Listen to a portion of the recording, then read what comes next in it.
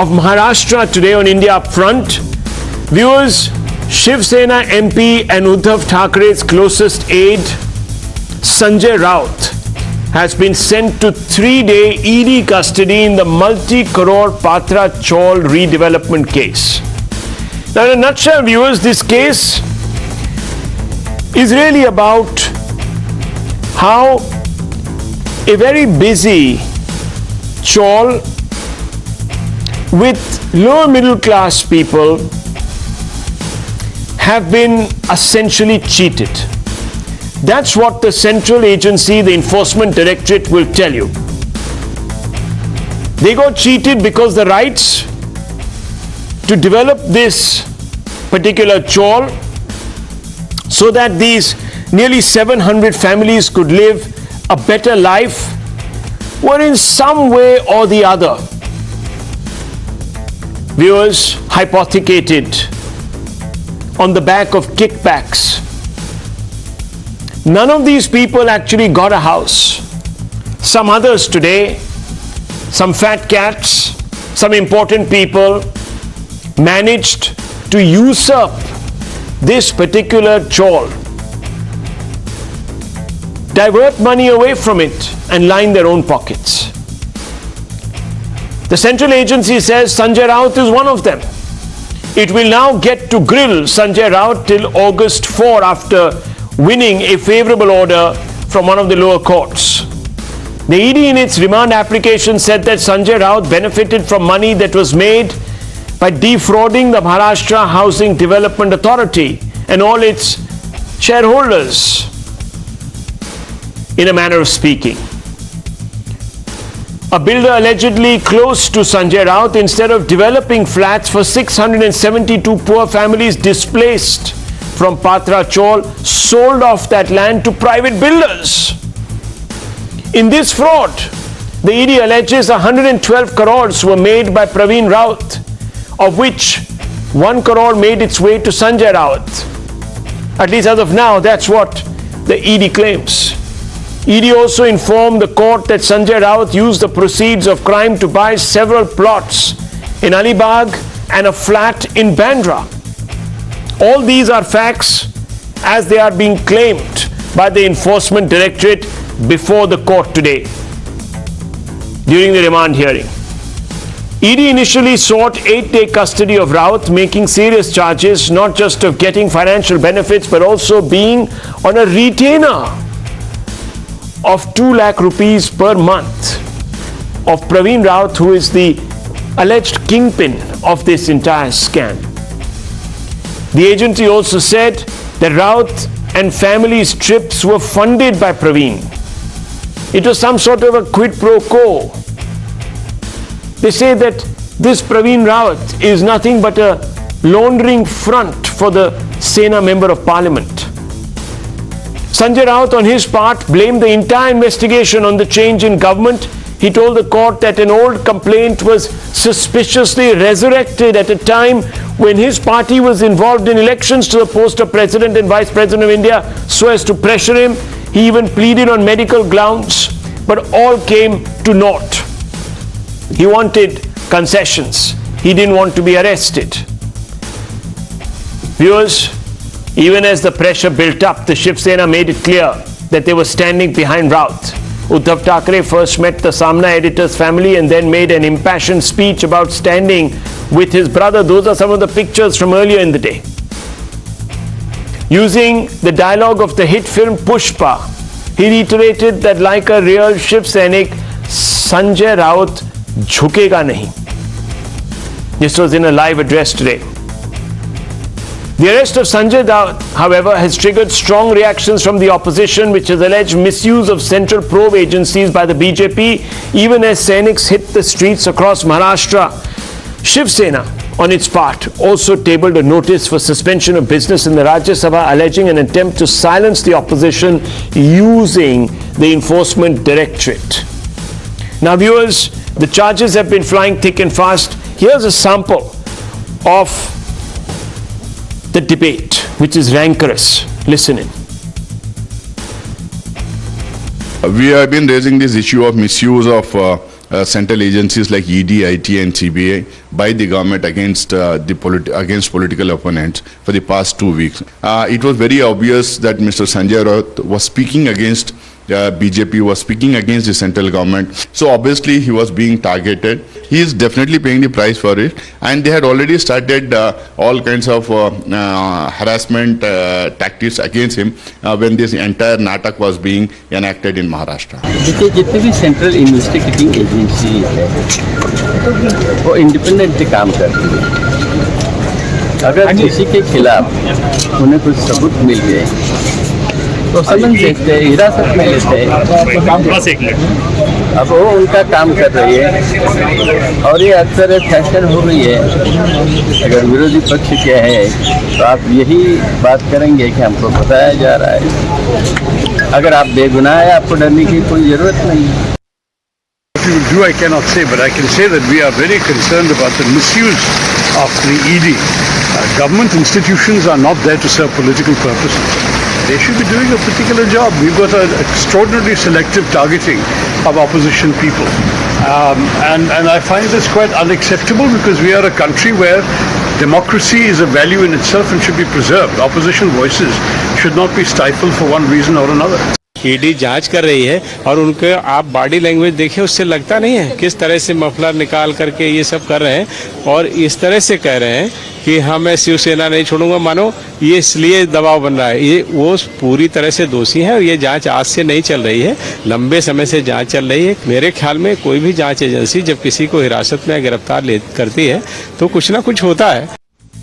Well, as you heard, viewers, the Shiv Sena comes out and claims vendetta on the part of the Enforcement Directorate, saying that the government is going after political opponents. But there is one question that everyone is finding hard to answer. And I'm going to pose this question. Why did Sanjay Raut's wife allegedly transfer some of the alleged kickbacks to the Kingpin's wife after the ED began its probe? Now, viewers, this question is proving to be a thorn in the flesh of the opposition. And let's open this up. Let's hit the debate, viewers, on India Upfront tonight. Let's ask some questions. The Shiv Sena is represented by Yogi Gade. Also, this evening by Chandrasekhar Jha. There's Tehseen Poonawala, whose party ably supported the Aghadi government. There's Dr. Ranganathan and Sanju Verma, the national spokesperson of the BJP. Mr. Gade, I want to begin by asking you this question, and it's a simple question. There's no guile here.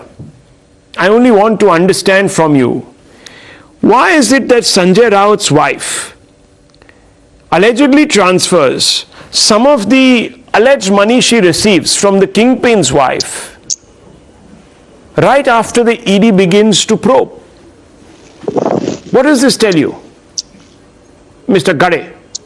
Yes. Firstly, we should understand why is the national agencies like the ED only behind opposition party leaders. Firstly. Second, when the Shiv Sena was with the BJP during 2014 to 2019, that time no Shiv Sena leaders got ED notices. It is only after they went with the Mahavikas Aghadi, MLAs started getting ED notices. And most of the MLAs who got ED notices are with the BJP right now in the ruling government. So if one politician enters the BJP, they become holy. They get notices when they are with the opposition. This is very dangerous for the democracy. I am a youth. When I was 21 in 2014, I voted for the BJP government. In 2019 also I voted. I didn't vote for this one-way change, you know. If you get to see, it is very dangerous for the democracy. When the youth of this country, the good people who want to come into politics, when they are watching this, do you think they will even want to enter politics? This is really not healthy for a democracy. Mr. Gade, that's all right. You can give us a lecture on the Enforcement Directorate, its one-sidedness. You might even be right. I'm not here to argue the ED's case. I'm only here to ask you the question that strikes as the oddest to me. So I want to ask you, there is an alleged kingpin of a scam. He has a wife. That wife, at some instance, allegedly gives money to Sanjay Raut's wife. You see what I mean? Then suddenly, when the ED starts looking into this affair, Sanjay Raut's wife decides, don't like the smell of this money, let me return it to the kingpin's wife. Now, can you explain, Mr. Gare, why suddenly this money became so odious? What was it about this money that became, to use another metaphor, a hot potato that she could not, spend? Now, what happened here, Mr. Gare? Please answer this very straightforward question, because I find it quite astounding. I'm not getting answers. I've been asking questions. Yes. A lot of people, they just don't answer. They give me this huge thing about the ED. So can you explain? The money was okay at one point, then the ED steps in, the money becomes, I don't know what to say. It becomes smelly, stinky. Why? What happened? Yes, Rahul, sir, I really appreciate, as you are a very fair journalist and you give chances to everybody. And I want to tell you this. Last year, there is a BJP MP from Sangli. He was quoted saying, I am in the BJP, I don't need to scare of the ED. There is a former Congress leader who has come. I'm talking about the money. Now, who has come into the BJP. No, can you please, one second. Mr. Gare, yes, Let me finish, we will talk about the ED's pathological aversion, in your words, to go after BJP leaders, and there might even be more than a ring of truth. Now, or a whiff of truth, since I want to continue the metaphor. But what was it about the smell of this money that so repelled Sanjay Raut's wife that she decided to return it to an alleged kingpin's wife? Can you explain this to me? Get to the answer. Yes, I will get to the answer, but please don't interrupt, because I'm not interrupting when you are talking. Sir, you run down the clock. Now, if you want to do that, you just tell me. I want to run down the clock. I want to talk about everything else except for the smell of this money. You see, if you agree, then I will let you answer. If you don't, answer your question, then I won't let you answer. When all political leaders get the ED notices. Yes. Okay. So when they all get the ED notices, they start returning the money. Some leave it in their cars, some leave it in a friend's house, and then say, not mine, not mine, not mine. As if saying it 3 times will make everyone believe it. Okay, well, that's interesting. That's an interesting theory. You get an ED notice and you leave the money. It suddenly starts stinking. Okay, Dr. Ranganathan, before I bring in Sanju Verma, I want to bring you in, Dr. Ranganathan. Look, I've seen a lot of money now unclaimed, lying about casually. Unfortunately, it's never been in my home. No one ever leaves it in my house, neither has it been left in your house, but somehow all other people's homes become safe houses for unclaimed money. Why is this? Can you explain? Good evening, Rahul, and good evening to all my fellow panelists. Look, are you accusing, to paraphrase Pompea, Caesar's wife, are you accusing Raut's wife to not be above suspicion? Well, sir. No, but the fact of the matter is that the only way now for Sanjay Raut to escape prison is frankly to join the BJP. He could also join the Congress and play the victim card like Sonia Gandhi or Chidambaram, but the Congress wouldn't accept him, as the scam amount is only 1,000 crores. भाई कांग्रेस की भी कोई नाम है, कोई इज्जत है, ऐसे थोड़ी ना किसी ने 1,000 crore का स्कैम कर दिया कांग्रेस ज्वाइन कर लेगा. No, but Rahul, to be serious, I have said this before and I say it again. Every CBI or ED raid carries the baggage of being politically motivated, even if it is not, and frankly it might not be politically motivated. But the fact of the matter is that the investigative agencies are not apolitical or independent. They should be. The BJP, Mr. Arun Jaitley, the late Mr. Jaitley, promised that in 2011, that we will make the CBI and ED independent. But sadly, they remain parrots like they did in the UPA time.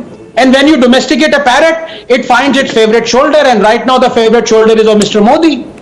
Second, the fact of the matter is that if the raided are politicians, they simply join the BJP. I don't need to give the examples time and again, but you know, in Bengal, in Karnataka, and in all other places where the politicians are threatened, they simply join the BJP और उनके सारे crimes धुल जाते हैं. This case, this present case, to me at least, is an open and shut case of a scam that is even, according to me, greater than 1,000 crores. And as you correctly put it, a hot potato, the proceeds of this crime are like the hot potato. They are being swapped from one Pompea to another. Pardon the pun. at the facts of the matter, can I also give you the data now? Because this also has to be answered by the ruling dispensation. In the last 10 years, and this is from the affidavit presented before the Supreme Court, in the last 10 years, ED has raided 1,710 times. Do you know the conviction rate? It's 0.5%. So somebody has to answer this and also answer how many of those 1,700 raids that were 1,360 of them conducted under the BJP dispensation were against BJP politicians. Okay, now Dr. Ranganathan, as much as I want to smile and encourage your taunt at the Congress, the 1,000 crore taunt, you see, I cannot do so. I have to disagree with you vehemently, even if it means that I am doing so for absolutely subjective reasons. Now, I'll tell you why. Because there's a vasuli of another type that has been going on. You see, the Congress is on a defamation filing spree. 1,000 crore suit can land on my door. So I have to vehemently disagree with you, Dr. Anand Ranganathan. The Congress only takes those who are qualified into its party. They don't take scamsters, they don't fix a price, entry-level price. There is no. So please, I have to be very, very clear about this. Doctor, I vehemently disagree, and I hope Jairam Ramesh has noted my vehement disagreement. I do not agree with this slander. So please, Mr. Jairam Ramesh, don't take me to court. I already have enough court cases against me. I've got wise to this Vasuli racket. I want to open this up. I want to bring in Sanju Verma now. Sanju Verma, you see, there is a reason here to suspect that maybe the Enforcement Directorate is going out on a limb to trouble Sanjay Raut. How do you respond to Yogi Gade? Rahul, first and foremost, let me make this very clear that the initial FIR against Praveen Raut against Guru Ashish Construction, which is the key entity which is at the core of this entire debate. This was filed by MADA in 2007. The Economic Offences Wing actually arrested Sarang Vadhavan, Rakesh Vadhavan and Praveen Raut in 2020 when it was the Uddhav Thackeray-led government in Maharashtra in power, not the BJP. The Economic Offences Wing in turn told the Enforcement Directorate that this entire scam is not about a few hundred crores, but it could run into several thousand crores. PMC Bank is also in question because the Vadhavans are the common entities who have a stake in Guru Ashish Construction, are close buddies of Praveen Raut and Sanjay Raut, and were also the promoters of PMC. It is then that the Enforcement Directorate stepped in. And with no offense to Anand Ranganathan, I just want to say one thing. For everybody who comes on debate after debate and gives a bhashan to the BJP that the Enforcement Directorate has a strike rate of 0.5%, those people, including Mr. Ranganathan, need to know that in the last 8 years of Modi government, Enforcement Directorate has confiscated, attached assets worth 99,356 crores.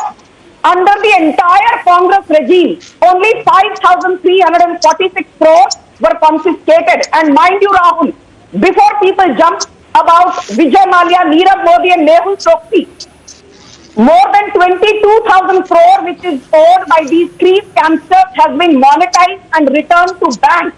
Because at the end of the day, it is taxpayers like you and me who suffer if a scamster is not caught. Okay. So please, Rahul, you gave enough time to the others. Indulge me for 30 seconds more. So, for everybody to sit here and give a bhashan about how the CBI is a caged parrot, how the ED is a caged parrot, let me tell you one more thing, Rahul Shivshankar. In the 10 years of Manmohan Singh government rule, not a single conviction happened under ED or CBI probe.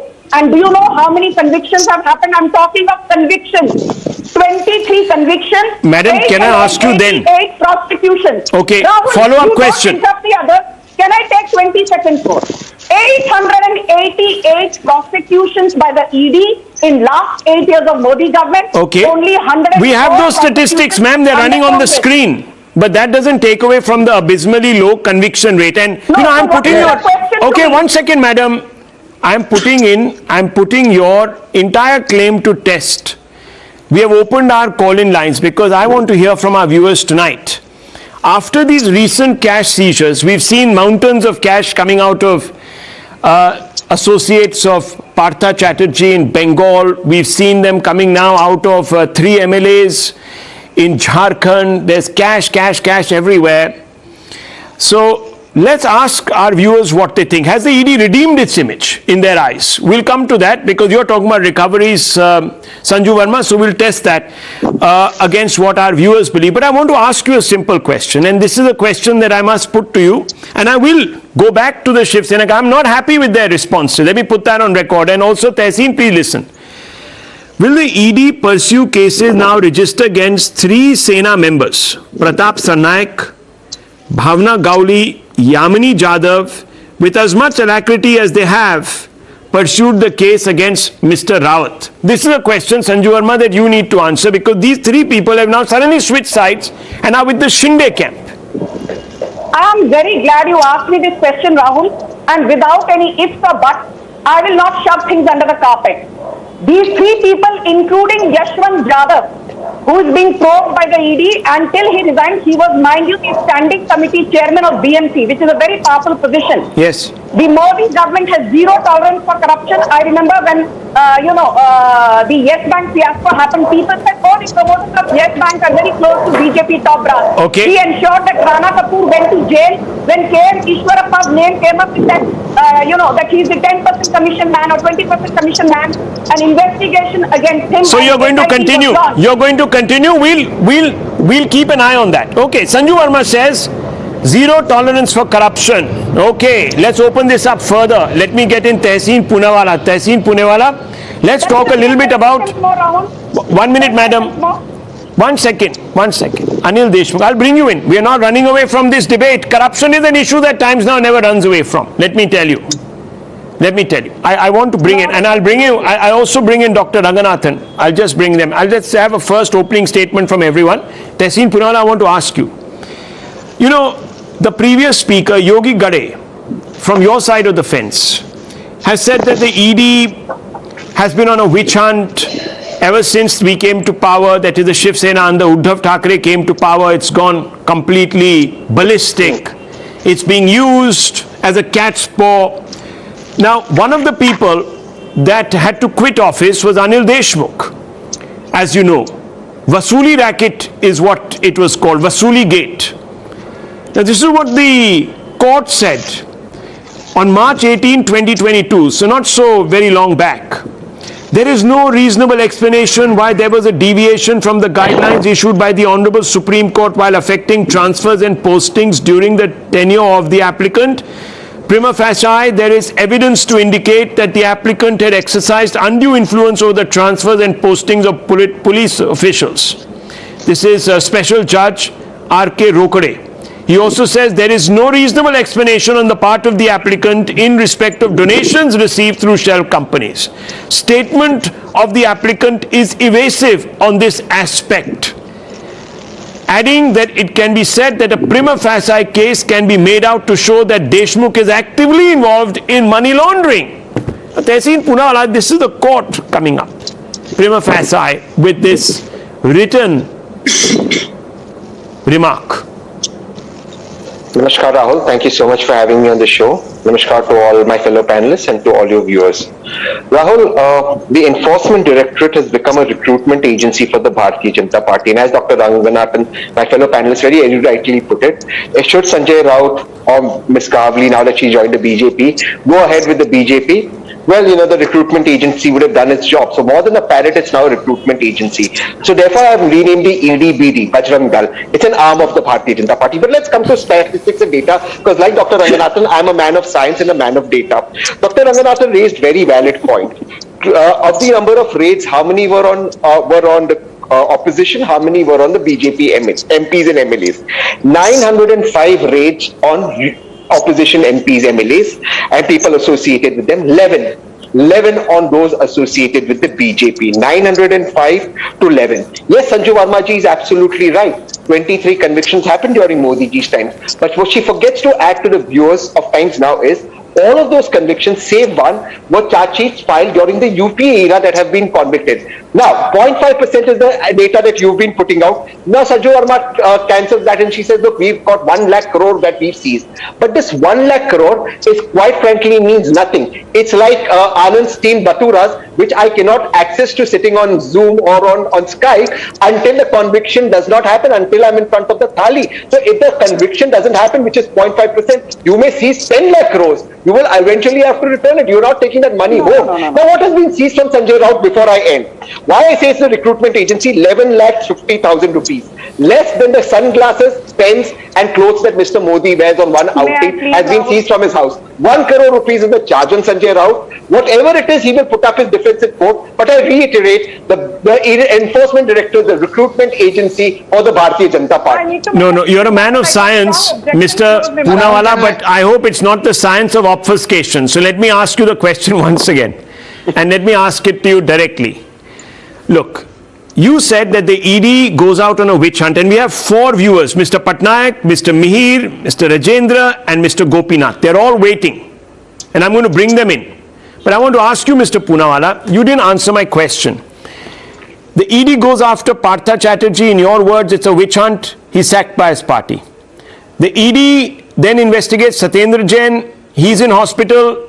The court says to another court, don't consider the report that has been now prepared by the hospital because prima facie it appears that the report is not right, that the man is sitting in hospital pretending to be sick when perhaps he may not be. So at least when it comes to the question of bail, don't go by that report.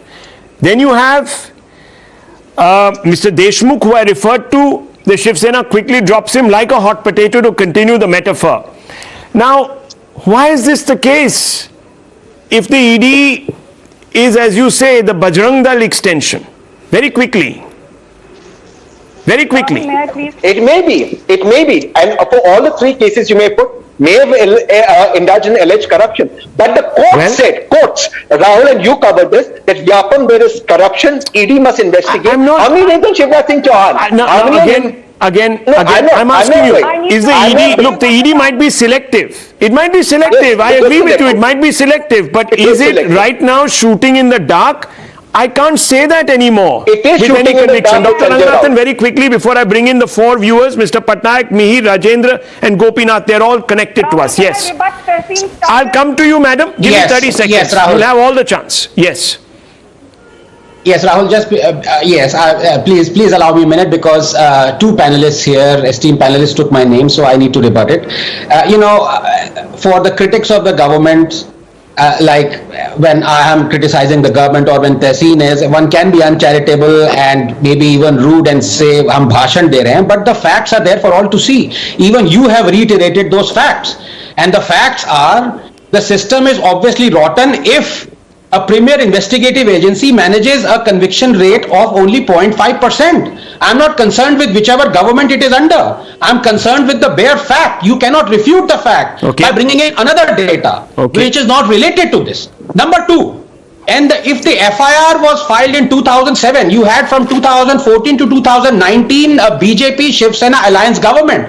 Why wasn't Sanjay Raut raided then? Why wasn't he raided? As Tehseen says, final point, as Tehseen says, why is it that only 2 BJP politicians out of 100 politicians raided by the ED turn out to be BJP politicians, 2 out of 100. So the system is rotten, let's accept it. There's data there, but there are several questions. What alleged quid pro quo led the prime accused to transfer rupees 1.6 crores to Sanjay Raut? Why is it that Sanjay Raut received rupees 2 lakhs from scam kingpin every month in 2010 and 2011? I'll be putting those questions out. Those are specifics, viewers. Mr. Patnaik calling in from Odisha. Go ahead, Mr. Patnaik. Good evening.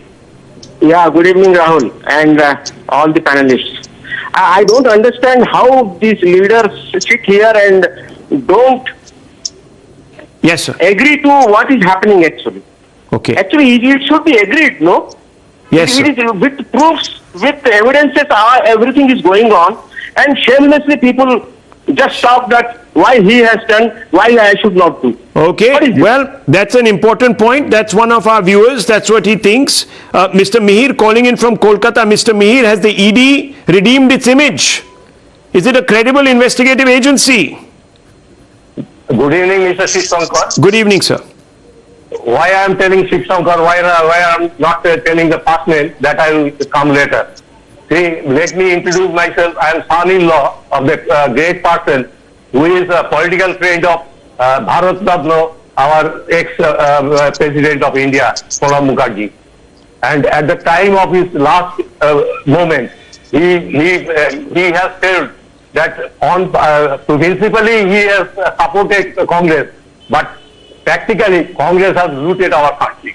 Okay. And today they cannot face the practically what happening today. Okay. Where? So the ED is right in trying to expose the skeletons. Okay, I'll move on. Rajendra calling in from Faridabad. Mr. Rajendra, go ahead, sir.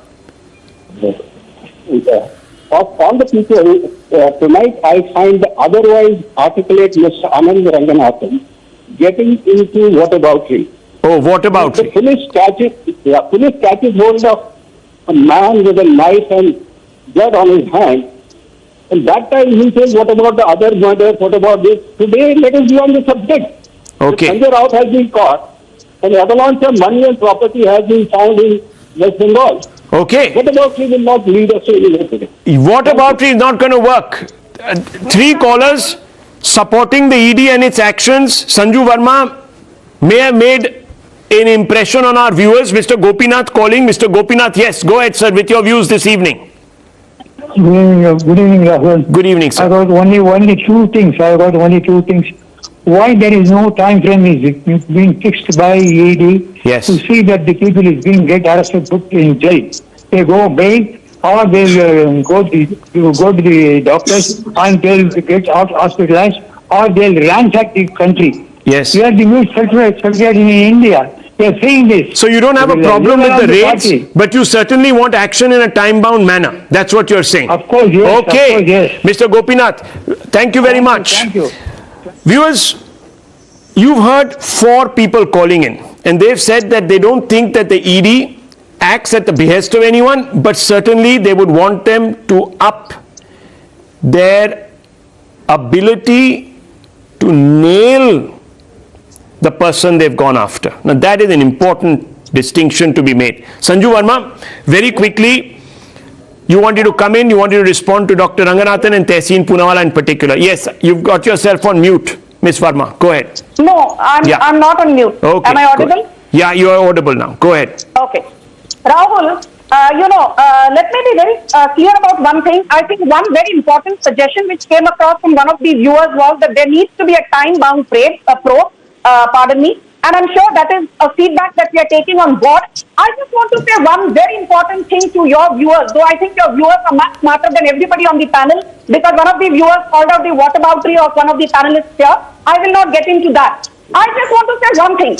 Do you remember last week on your show when we had Partha Chatterjee as the topic of discussion?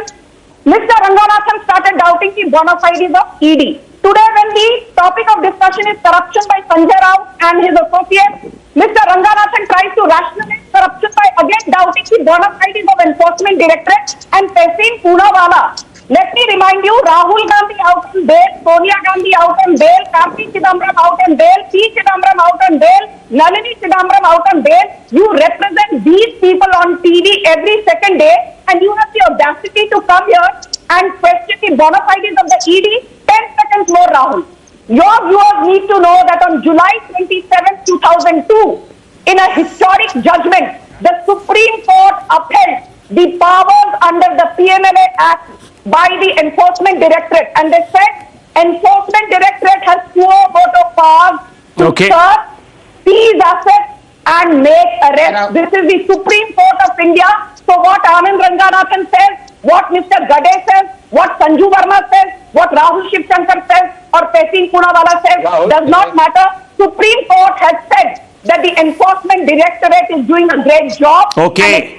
Supreme Court says it, so let's all end the debate. Okay, that's what Sanju Verma is saying. In a nutshell, Dr. Ranganathan, quick response.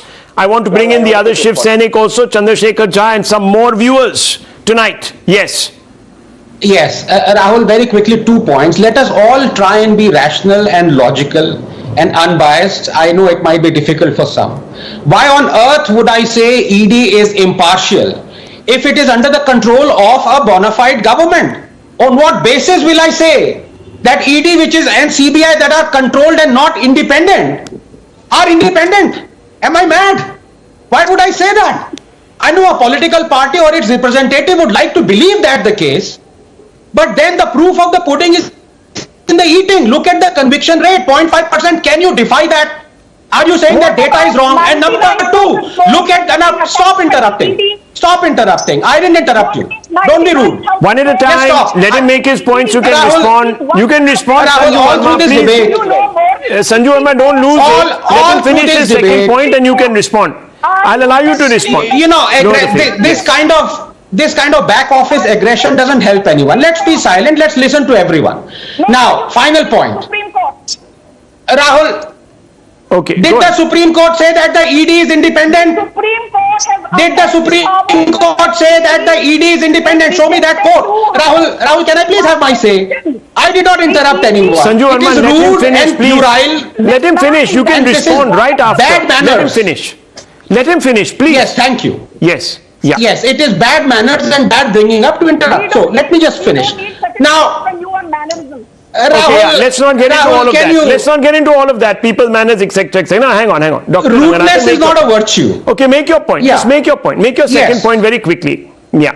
Yes, yes. So second point is, can this BJP spokesperson give me the data, refute Tehseen Poonawalla that BJP politicians are only 2 out of every 100 politicians that are rated by the ED. The conviction rate is 0.5%.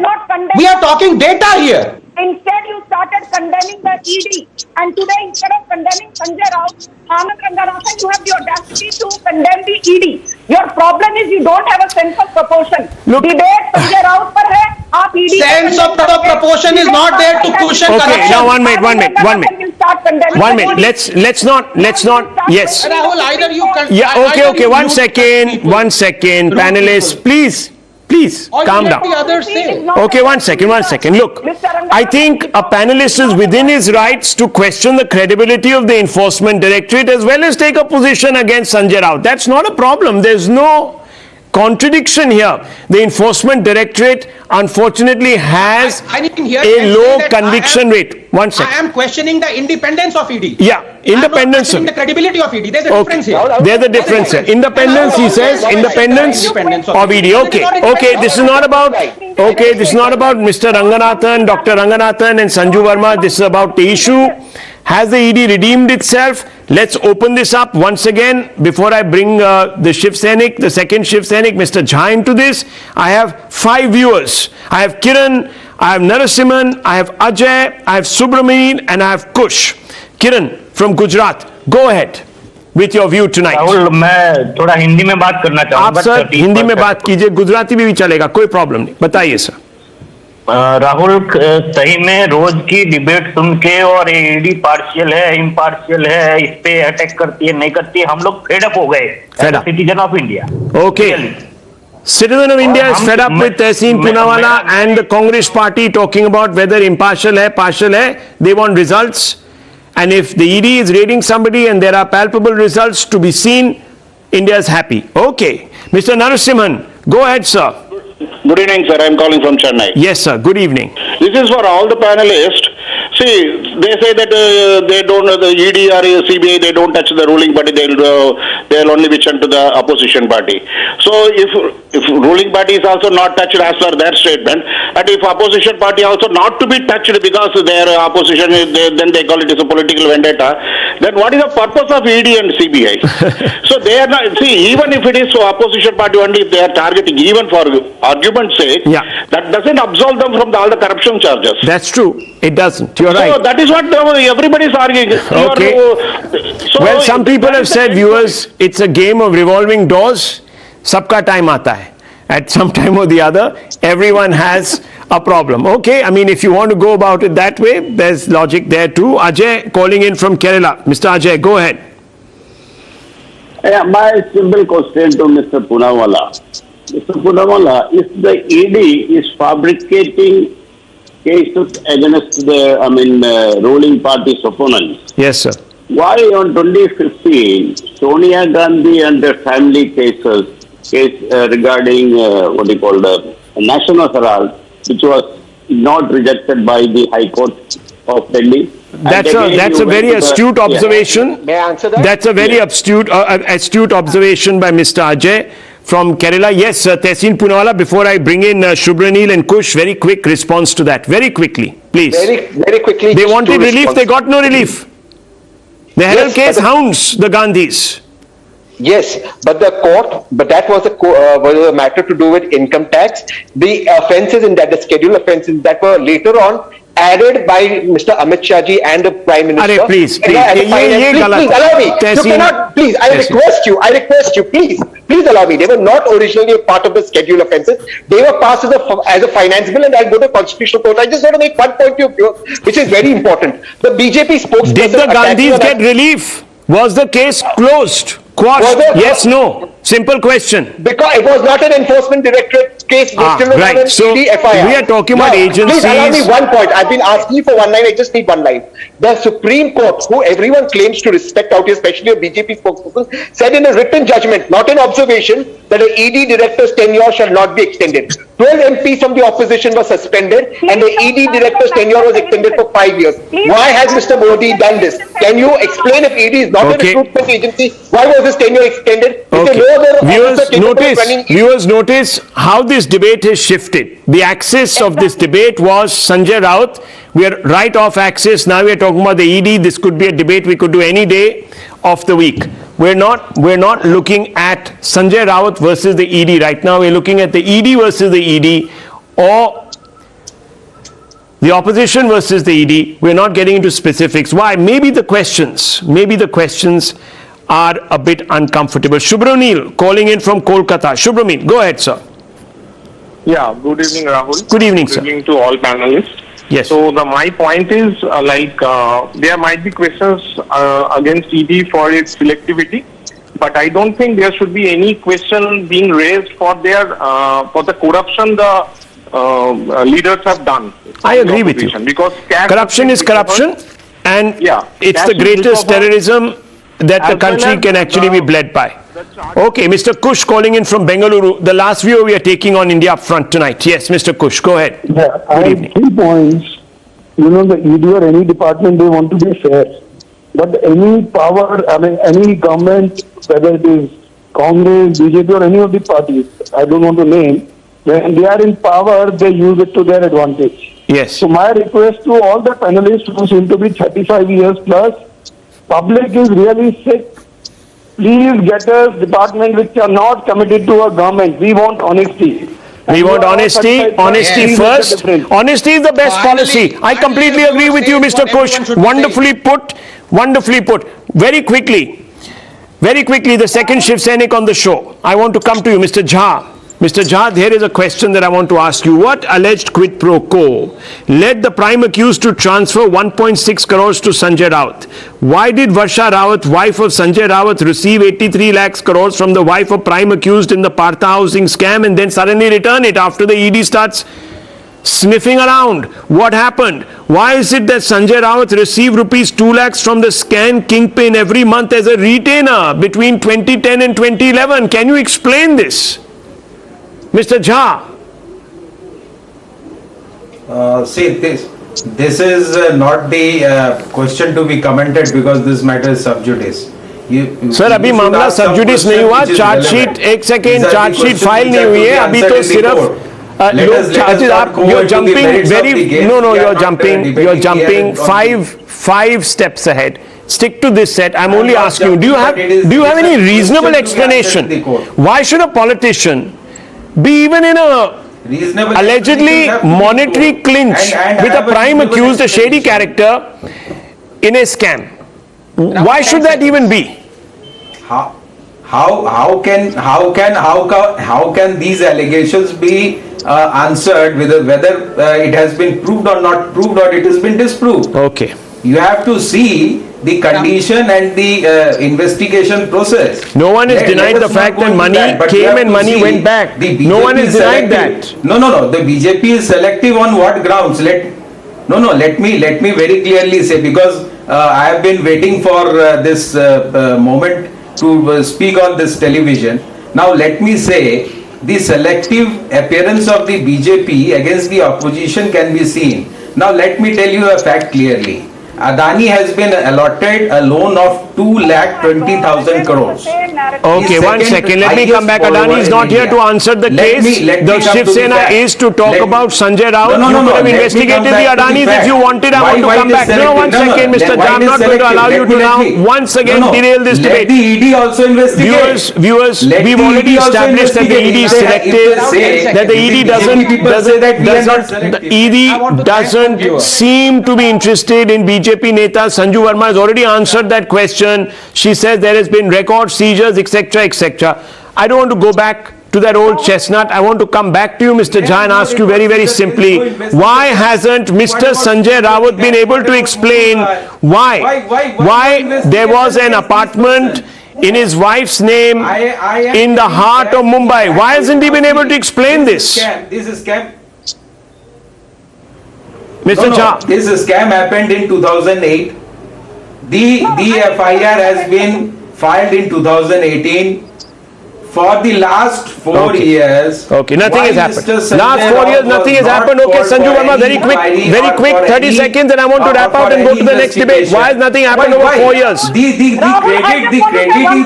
credit of the investigation cannot be taken at a long period of 14 years. Nawab Malik tried getting a bail 6 times. What bail? You don't know the provisions of PMLA. PMLA says that if the PP objects to the bail, a person cannot be granted bail. These are irrelevant things you are saying. Okay. If you don't know the law, you should not comment on the law. Okay, very hot debate tonight, viewers. Very hot debate tonight. It is stipulated in the act. It is stipulated in the act. Rejected Anil Deshmukh bail plea, Nawab Malik bail plea. Yes, section 45A. You see the provision. Well, the Supreme Court certainly ruled that bail may not necessarily be granted. So there is a problem there. Okay, wait a minute. Dr. Ranganathan wants to come in, and before and after that I want to move on. Dr. Ranganathan, yes. No, very briefly, I think we've ended up mixing a lot of issues. If one were to see what I said initially in my opening remarks, I said, and I'm quoting what I said, according to me, it's an open and shut case of corruption. People miss that. I was asked, is ED independent and above suspicion? I said, no, it's not. And I applaud one of your viewers, Rahul, because he has said what I want you to ask each one of our panelists here tonight. Would they want the ED and the CBI to be independent? I say yes. Let us see what the other panelists say. Now, what is this? Okay. Yes, I condemn. Did you not listen? Do you have comprehension issues? Okay. I'm closing this debate. I know you were an AAP spokesperson before. At this heated juncture, I'm closing this debate. Lower everyone's faders. Viewers, you see, we are now arguing about the ED's credibility. That's a question that has to definitely be looked at in the context of these raids, this action that has been taken. Obviously, there are a hell of a lot of people, viewers, who believe that the Enforcement Directorate today and other agencies, like in the past, are being used to selectively gun for opponents. But viewers, fundamentally, there is no getting away from the fact that there are corrupt politicians. Some of them sit in our parliament and they must be brought to account. We have what we have to make do. But at the same time, it doesn't absolve any of these agencies from answering to the charges that are being raised by certain panelists like Dr. Ranganathan and some of our viewers, and very rightly so. Very rightly so. It's only in an open, transparent, balanced debate can we actually get to the root of the problem. There is suspicion against the Enforcement Directorate. It is up to the ED to allay fears that it acts selectively, that it has become a handmaiden or a cat's paw, or call it what you want to, in the hands of of a government in power. While at the same time, politicians who are corrupt, who are being investigated, they also must be questioned so that they become inherently accountable to all of us. Remember, viewers, at the end of the day, in this scam too, who is suffering? Who is suffering? If there were children in the Partha Chatterjee scandal, here it is the poor. People who work all their lives to get that roof over their heads can't be left out in the harsh, brutal sun climate of our country, while others at their expense make money. That cannot be. I will move on. Major setback for the Congress leaders. The Delhi High Court has said that the charges leveled by them against Smriti Irani and her daughter are prima facie bogus and slanderous and lacking proof. Times Now has accessed the detailed court order issued last week when the court had wrapped 3 Congress leaders, asked them to remove their comments on Smriti Irani and her daughter from social media. The order says there is no bar license either in Smriti Irani or her daughter's name, that Smriti's daughter never applied for a license either for a bar or a restaurant, that Smriti Irani and her daughter don't own any restaurant or bar. Even the land on which restaurant stands does not belong to Smriti or her daughter.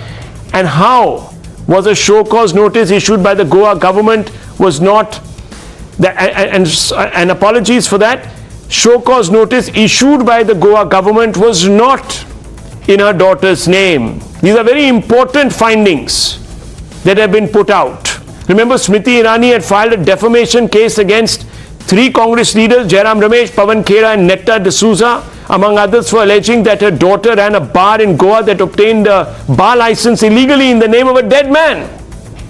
I want to open this up very quickly. Dr. Ranganathan, what do you make of this? Some people are calling this the Congress silly self-goal because they made a silly point. We can't hear you. It was made quite... Yes, go ahead. Yeah, go ahead. It wasn't a silly point. It was a quite deliberate attempt and a vicious attempt to slander Smriti Irani because of the history.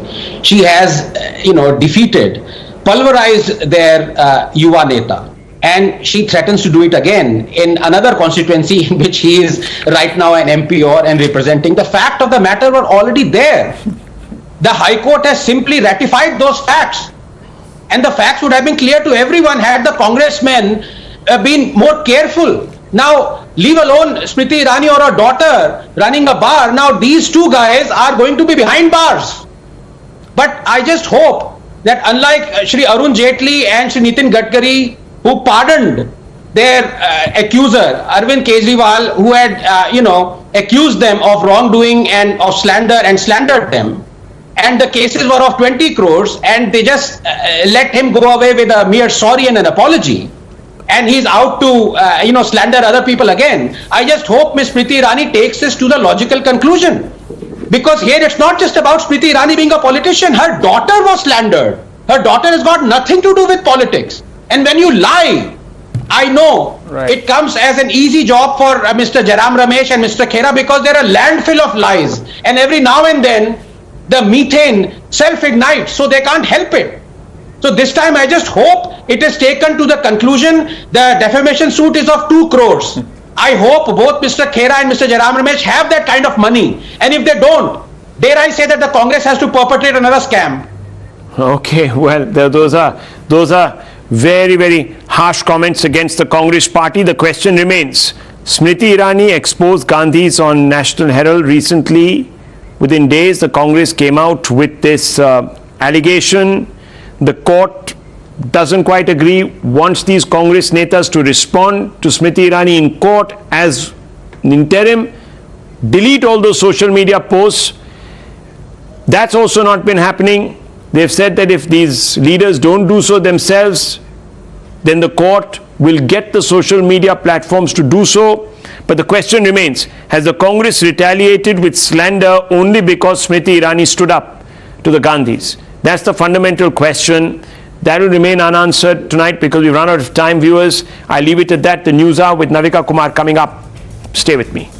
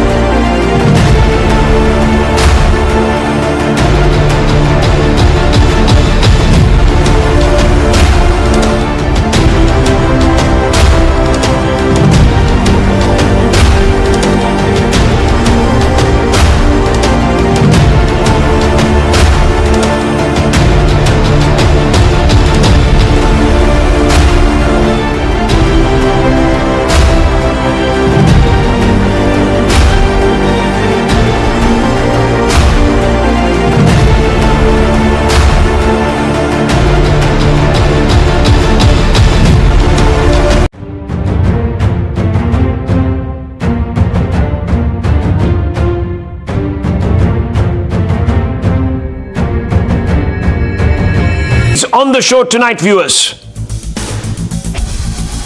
A massive fire broke out at the ICU ward of a multi-speciality hospital in Madhya Pradesh's Jabalpur. 10 people are feared dead. Several others trapped in fire have been rescued. Madhya Pradesh Chief Minister Shivraj Singh Chauhan announces ex gratia of rupees 5 lakhs each for the kin of people who lost their lives. Farmani Naz, the Muslim singer who was slammed by Deoband cleric for singing a prayer for Lord Shiva, which went viral, says she will continue to sing all religious hymns. Tamil Nadu suicide attacks planned in southern states. There is a link between Assam, Karnataka, Tamil Nadu and Syria. Officials are keeping a close watch on the increase in radicals in the southern states.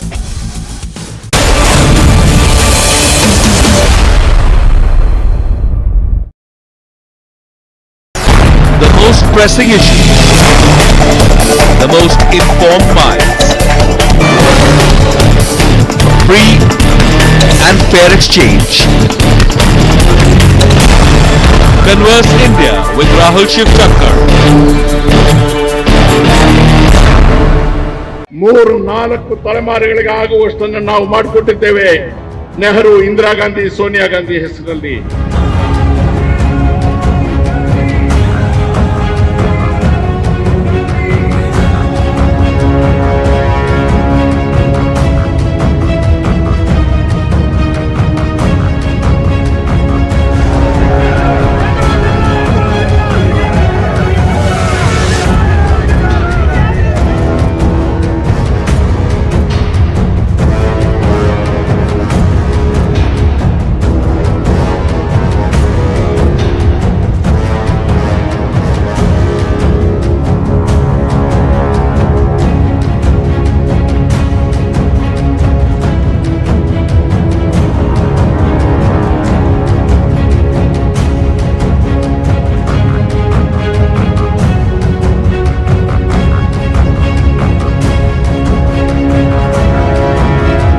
Congress ಅನ್ನು ಬಲಗೊಳಿಸಬೇಕು, ಸೋನಿಯಾ ಗಾಂಧಿ ಅವರಿಗೆ ಶಕ್ತಿ ತುಂಬಬೇಕು, ನೈತಿಕವಾಗಿ ಅವರಿಗೆ ಒಂದು ಸಮಾಧಾನ ಇವತ್ತು ಆಗಬೇಕು.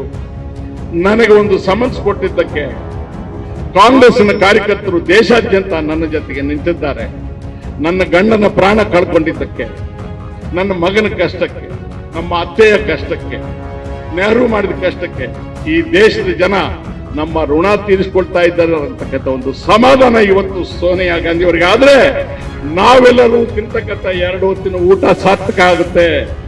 3-4 ತಲೆಮಾರುಗಳಿಗೆ ಆಗುವಷ್ಟನ್ನು ನಾವು ಮಾಡಿಕೊಟ್ಟಿದ್ದೇವೆ ನೆಹರು, ಇಂದಿರಾ ಗಾಂಧಿ, ಸೋನಿಯಾ ಗಾಂಧಿ ಹೆಸರಲ್ಲಿ. ಈ ಕಿಂಚತ್ತು ತ್ಯಾಗಕ್ಕೆ ನಾವು ತಯಾರಾಗದೆ ಹೋದ್ರೆ ನಾವು ಇನ್ನು ಮುಂದಕ್ಕೆ ತಿಂತಕ್ಕಂಥ ಅನ್ನದಲ್ಲಿ ಹುಳು ಬೀಳುತ್ತೆ.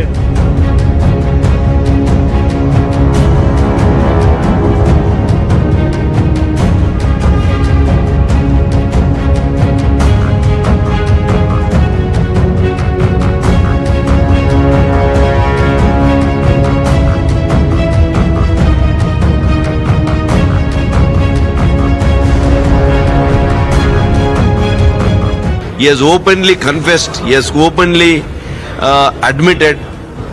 In fact, taking this cognizance, I think our agencies should book a case, should really book a case against him and also make an enquiry, because he would be knowing who are all the beneficiaries.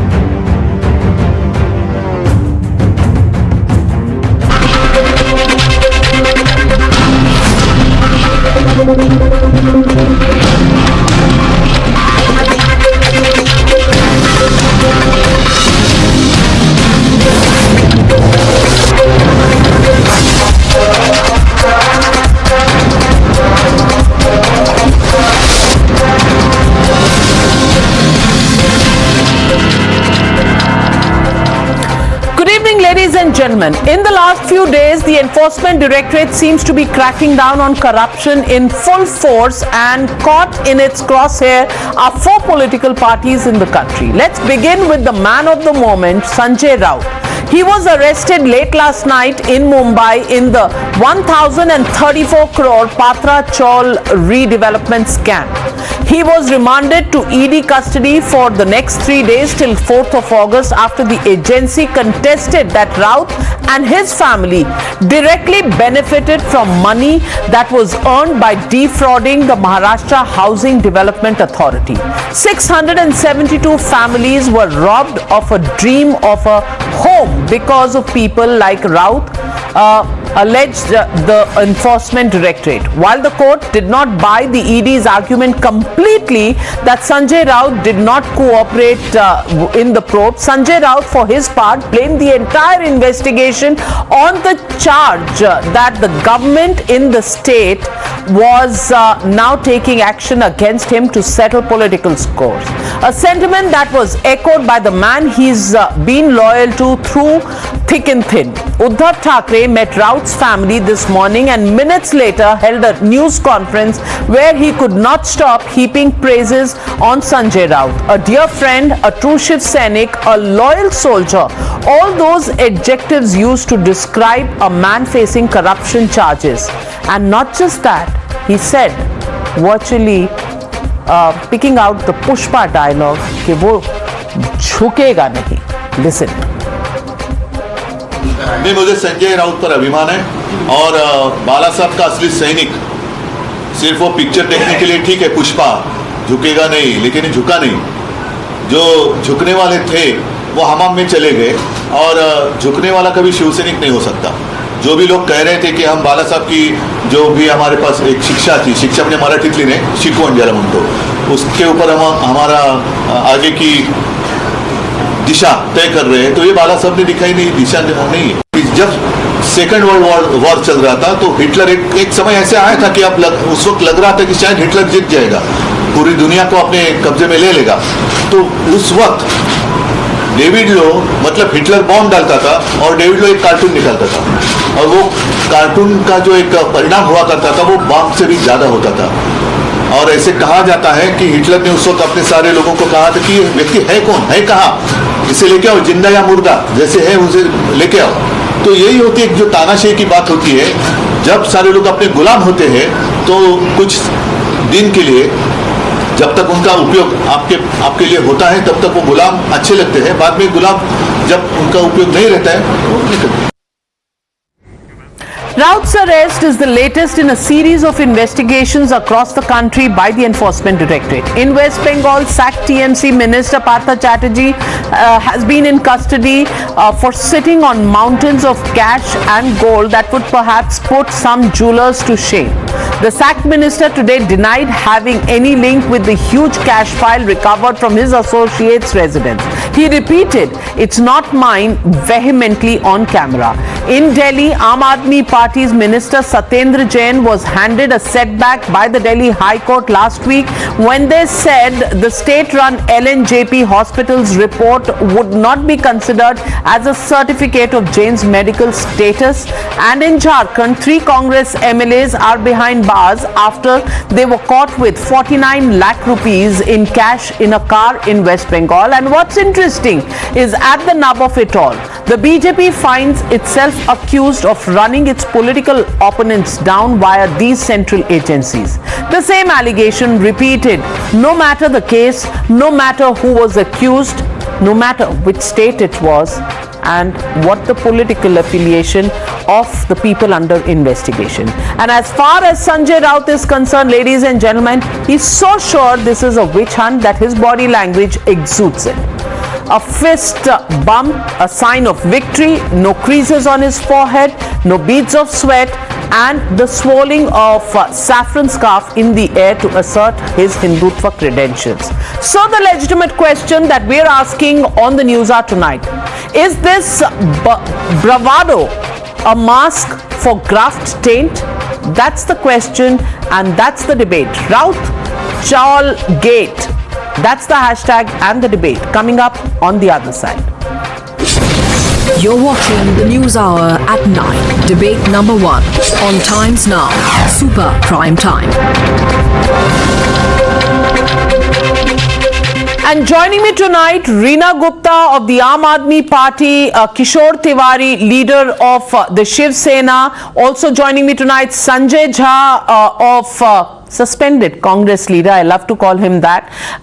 Also joining us tonight is Dr. Shantanu Sen, representing the Trinamool Congress, Suhail Seth, marketing guru. But my first question goes to Member of Parliament and spokesperson of the BJP, Dr. Sudhanshu Trivedi. Dr. Sudhanshu Trivedi, the charge against you is that you are Hitler. You are running a dictatorship. That's what Uddhav Thackeray has said. And Rahul Gandhi just a short while ago on the picture of Sanjay Raut with his saffron scarf has tweeted and said, this is ahankar. और आप सबको चुप कराना चाहते हैं. Dr. Sudhanshu Trivedi, these are very grave charges that agencies are tools being used in the dictatorship being run by the BJP. In this context, I would just like to put forth certain facts. These days, the allegations are on the opposition side. But I want to remind, when eco or isko theek karwa dijiyega, when they were in the power, what happened? All the allegations were on them, whether it was Colgate, CWG, 2G or anything. Then at that time, even they were under the circle of under the radar of agencies. Now they are still under the radar of agencies. Rahul Gandhi ji is tweeting, but on the National Herald case was started in when? In October 2013, when they were in power. And it was registered where? Not by any government agency, it was by the court. And they have to take a bail on the instruction of what? From the Delhi court, not by the government agencies. So fact of the matter is, if ED would not have recovered anything in the last 5-6 years, then they could have put an allegation. But 67,000 crores have been recovered. Recently, what happened in West Bengal, now it has become no option. It has become incumbent on their part to accept anything. So in my view, ये और कुछ नहीं है, ये भ्रष्टाचार में जो सब लोग सम्मिलित हैं, वो मिले सुर मेरा तुम्हारा करके सब एक स्वर में आकर केवल एजेंसीज को दबाव में लेने और अपनी अपनी राजनीतिक रोटी सेकने के अलावा और कुछ करने में इंटरेस्टेड नहीं है. That's why I have put forth the fact that whether they are in power or they are in opposition, always they are indebted, they are up to the neck in corruption. And if they are having anything substantive against them, I want to remind, there were several cases of so-called Hindu terror and other and riots and others against us. And during their regime, we came out clearly because all were the motivated cases. Here the corruption charges with facts, figures, transactions and others. So they are left with no other option to play these type of tricks in the politics. Well, let me take that question to Mr. Kishore Tiwari. Mr. Kishore Tiwari, I haven't said this. These are printed documents. These are the affidavits from Rajya Sabha. 2010, Mr. Sanjay Raut had declared his assets and income to the tune of 1.5 crore rupees. In 2022, in just 12 years, it has gone up to about 18.5 crore rupees. From 1.5 crore rupees to 18.5 crore rupees. Now that is the growth in his assets. In the days when we're talking about 50 crore rupees cash recovered in certain houses, this seems like a very small sum, but 18 times increase in his returns as per his own affidavit. That apart, the remand copy, what has been put forward in the courts today, there is not just transactions between Mr. Sanjay Raut and Praveen Raut, the builder who's been arrested, who was a director in the company of the Vadhavans, which was, the purchaser of this Patra Chaul complex. There is financial transaction between these two individuals, and this builder is in jail. And then this also shows up in the affidavit where the loan, unsecured loan shows up. So relationship is confirmed. Besides that, there are two complaints. One complaint which we played out over the weekend of Swapna Patkar, where she has complained to the police and the Enforcement Directorate about abuse gate by Mr. Sanjay Raut. And then there is a second complaint that I am holding in my hand by another so-called person of interest who's being investigated by the Supreme Court, by the Enforcement Directorate. And here again there is a threat, and there is a statement made where it says that members close to Mr. Sunil Raut, Mr. Sanjay Raut have given threats to this individual. I want to ask you, this is not dictatorship. Threatening witnesses, threatening people who are under investigation, that is not dictatorship. Ukhad diya, that is not dictatorship. But ED asking questions is dictatorship. Kishore Tiwari ji, क्या ये प्रमाण सच है? Yeah, you were asking me but finally you should allow me to speak for 1 minute. Regarding affidavit and the unsecured loan, I think Sanjay Raut has already filed his written reply to the ED, and I am surprised that the income tax authorities were sleeping for last decade to have certain jump. I think there must be a valuation of the property must have increased, or what is the source of that Sanjay Raut will tell to you, because now he is in ED custody, and BJP will not take any chance of detaining him. And now you have shown me the complaints also. So now they have a government in Maharashtra also, and police are quickly registering the complaint. So let us have that, should be unearth the truth. But Dr. Sudhanshu Trivedi ji, who were associating with you for last 28 years, but from last 2.5 years, our 80% of the people which left us and joined your camp, including that, there were allegations from your side that we are very much corrupt. We are a Vasuli gang and all these things. So I am surprised how you realized in this last 2.5 years, and why there is a selective action, because 80% who were corrupt and allegations and official complaints were lodged by the lodged to ED by your Kirit Somaiya. So when are you taking action of this cleaning operation? Now Sanjay Raut is in custody, and Sanjay Raut, if he is a corrupt man, he will be punished. So no question of Sanjay Raut. Now what about the people who have left us and joined BJP camp? They are more corrupt, and there are thousands of crore cases were there. You made them minister, you made them central minister also. So I want to know the quality of the certification of character from you, and when you will arrest them, and when we will put them behind the bar. Fair question. Sudhanshu ji, would you want to answer? Pratap Sarnaik, Yamini Jadhav and Bhavna Gauli have been facing ED cases, and these are now in the Shinde camp of the Shiv Sena, which are your alliance partners. I want to ask you, any action against them expected? First thing, I want to correct Mr. Kishore Tiwari. They have not joined BJP. They are not in the BJP's camp. They are well within the Shiv Sena. Now it is the fight within Shiv Sena. Who is going to be the real Shiv Sena? So that is strictly your personal matter. BJP has nothing to do with that. And now coming to your allegation of the so-called Vasuli gang, sir, this was not an allegation put up by us. It was an allegation put up by your Commissioner of Police to your Home Minister. And unfortunately, your government was not having audacity. Either your Home Minister was correct or your Police Commissioner was correct. So you should have taken at least action on any one of them. But unfortunately, for few days, you were totally crippled. Because आपको तो डर लग रहा था ना कि अगर वो उसके दिल में तो बात डाइवर्टिंग नहीं. You have brought the issue of वसूली gang and the वसूली gang allegation was done by none other than the police commissioner of your own government.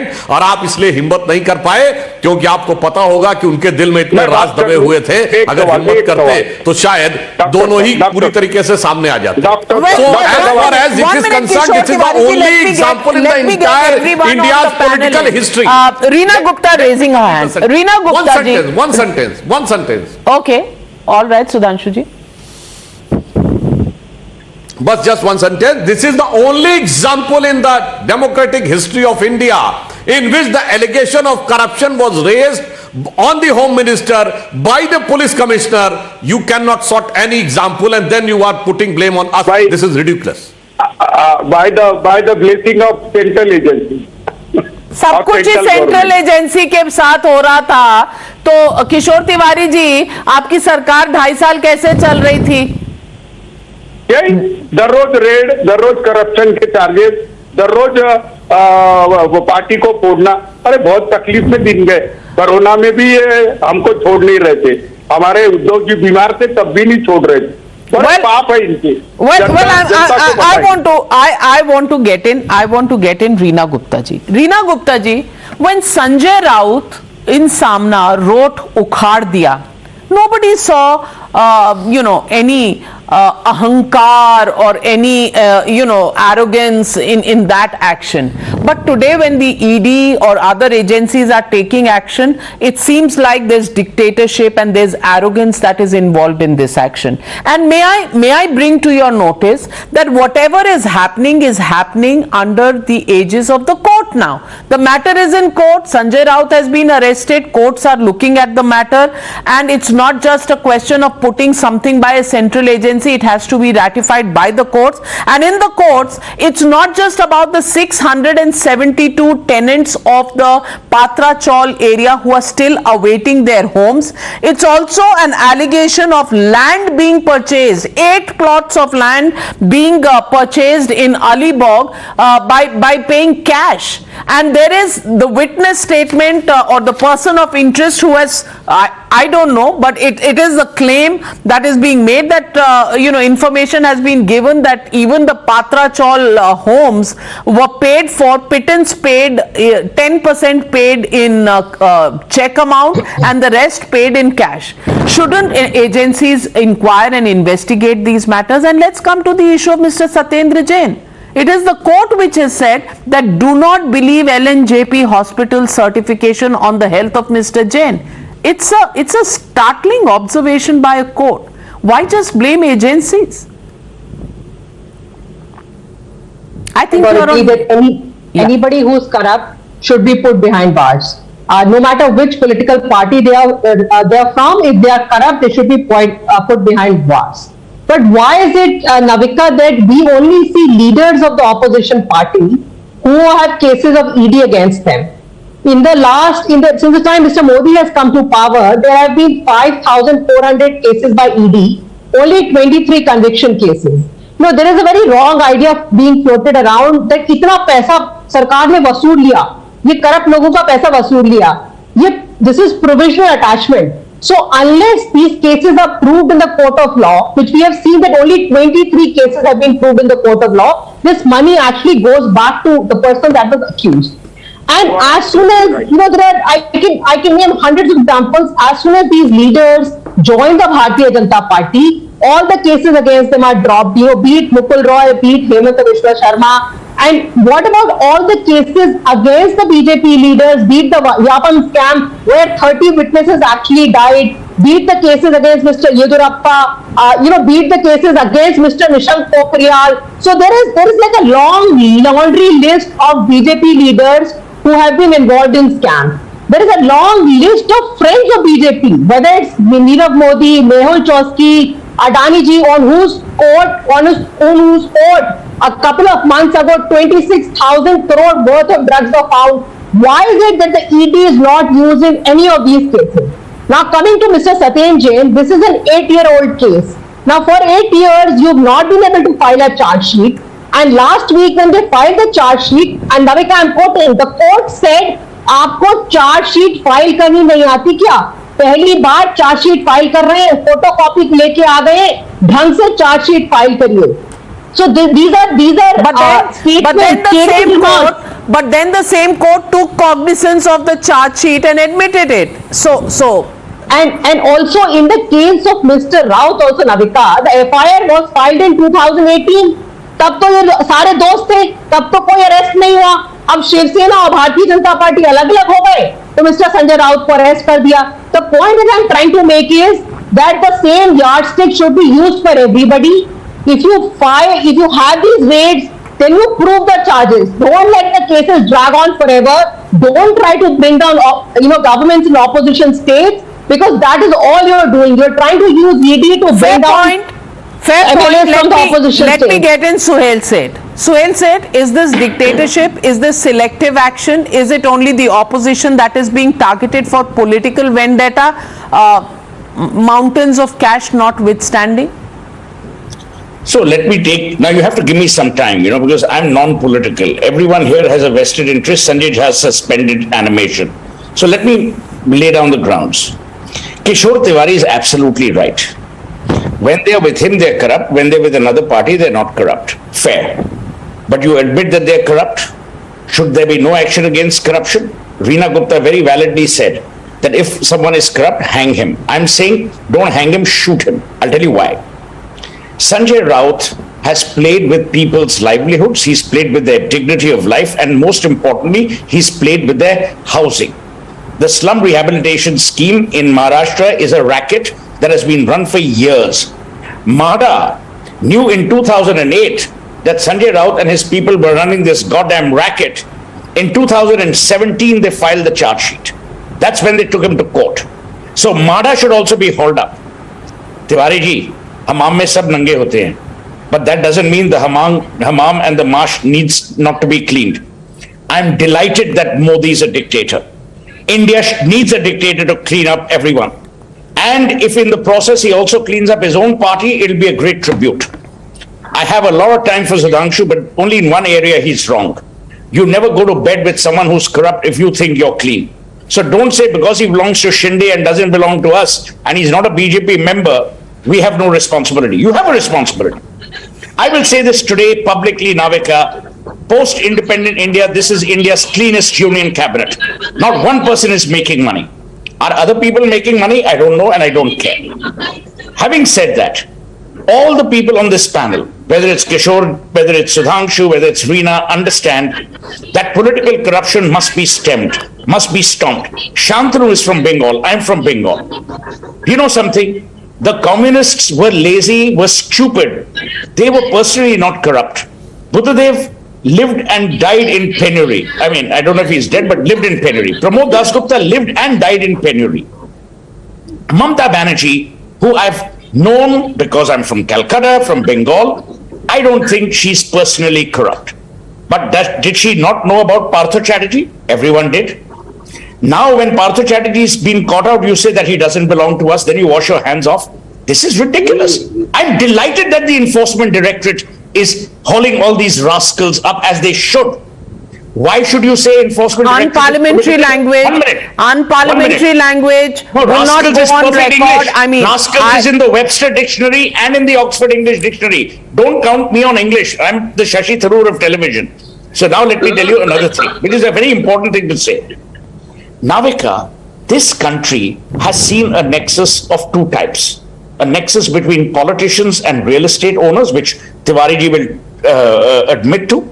And the second is, you scratch my back and I scratch yours. Modi doesn't want to scratch anyone's back, which is why people are in trouble.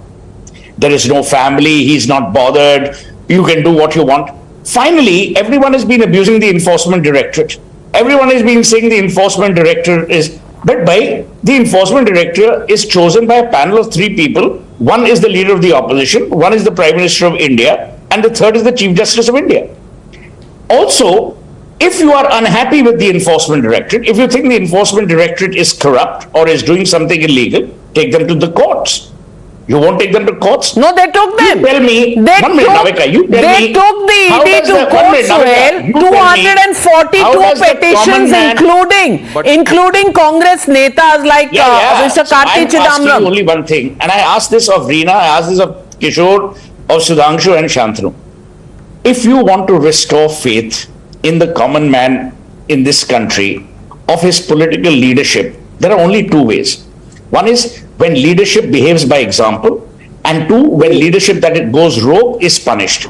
Do you not want this punishment? Do you want to abuse the ED and say, oh, this is political targeting, therefore no action must be taken? Bhai, the question that you need to worry about is Sanjay Raut corrupt? If he's corrupt, he needs to go to jail.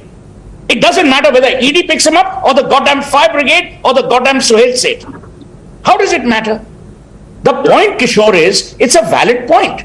If the person is corrupt and he gets picked up, should you be worried about who's picking him up, or should you be worried about how did we have him in our party? Today, Mamata Banerjee should introspect, as she will, I'm sure, as she will, that how did we sit and allow a Partha Chatterjee to do what he did under our eagle eye? You know, Kishore, you come from a lineage of the Shiv Sena. Bala Saab's lineage is well documented, well regarded, well respected. You tell me, has Sanjay Raut not damaged the Shiv Sena? Has he not damaged the hopes, the aspirations, the beliefs of every Shiv Sainik?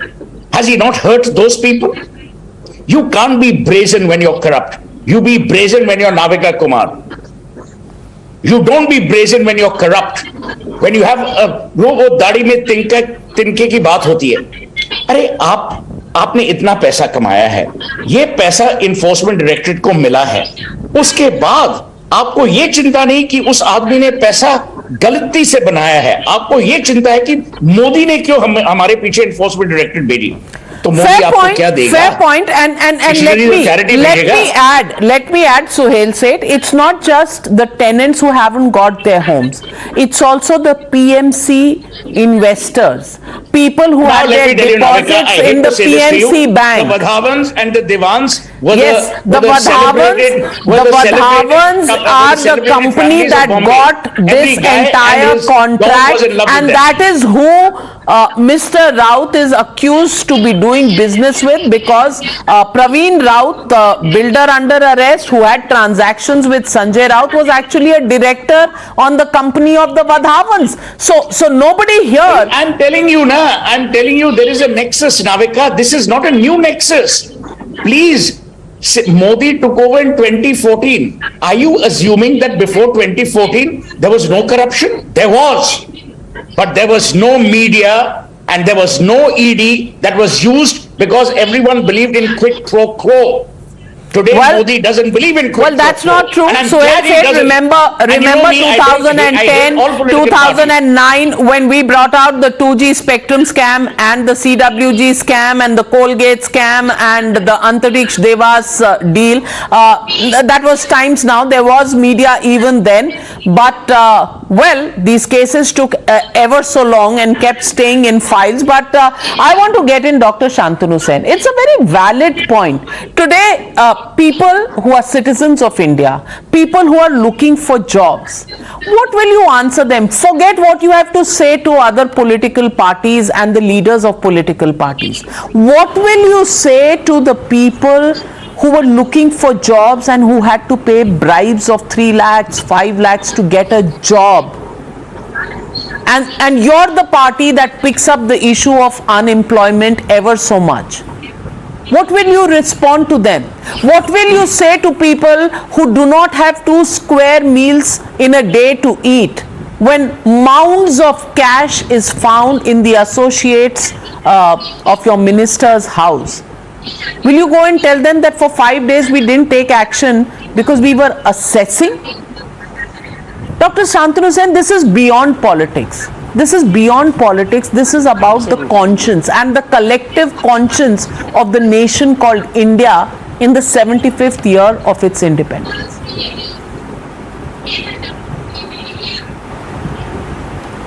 Navika thanks a ton for keeping the third largest parliamentary party's representative waiting for nearly 30 minutes in your show. I must start by saying that you are undervaluing BJP by comparing with Hitler. And I must give you one example. You were citing some example that how much percentage there was a rise in property of Sanjay Raut. Let me remind you all, from 2014 to 2019, one of our very powerful minister's son's income rose by nearly 15,000 times. I repeat, in 5 years, that minister's son's income rose by 15,000 times. The problem is, ED was constituted in 1956 for some noble causes with some noble intention. And now the way this ED is being utilized as a political tool, let me cite you some example once again. Searches by ED soared by 26 times in last 8 years. And do you know what was the amount of searches during 2004 to 2014? It was only 112, and now it has become 2,974. And so far this PMLA, that is public money laundering cases, are concerned, out of 5,400 cases, trial was done for only 992, that is 18%, and conviction rate is only 0.46%. If I ask you to go through the chronology, you will understand very well the process of utilizing ED. What about Bharati Ghosh, from whom huge money was recovered? What about the secretary of Dilip Ghosh, the national vice president, whose secretary was caught with huge amount of money? What about Vijay Mallya? What about Nirav Modi? What about Lalit Modi? What about Mehul Chesky? What about the DHFL scam, which was of nearly 34,000 crore?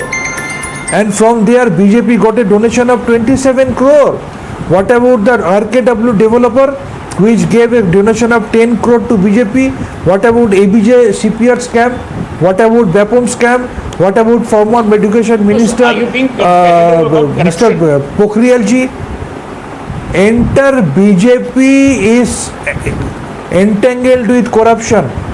The unfortunate part of the story is this ED is being utilized, this CBI is being utilized against the opposition parties in particular to throttle their voice, to grab the power in those particular states run by non-BJP parties, and to harass them like anything. This is the most unfortunate part of the day. I can give you much more examples, but already I am exhausted by remaining as a silent spectator for nearly 30 minutes.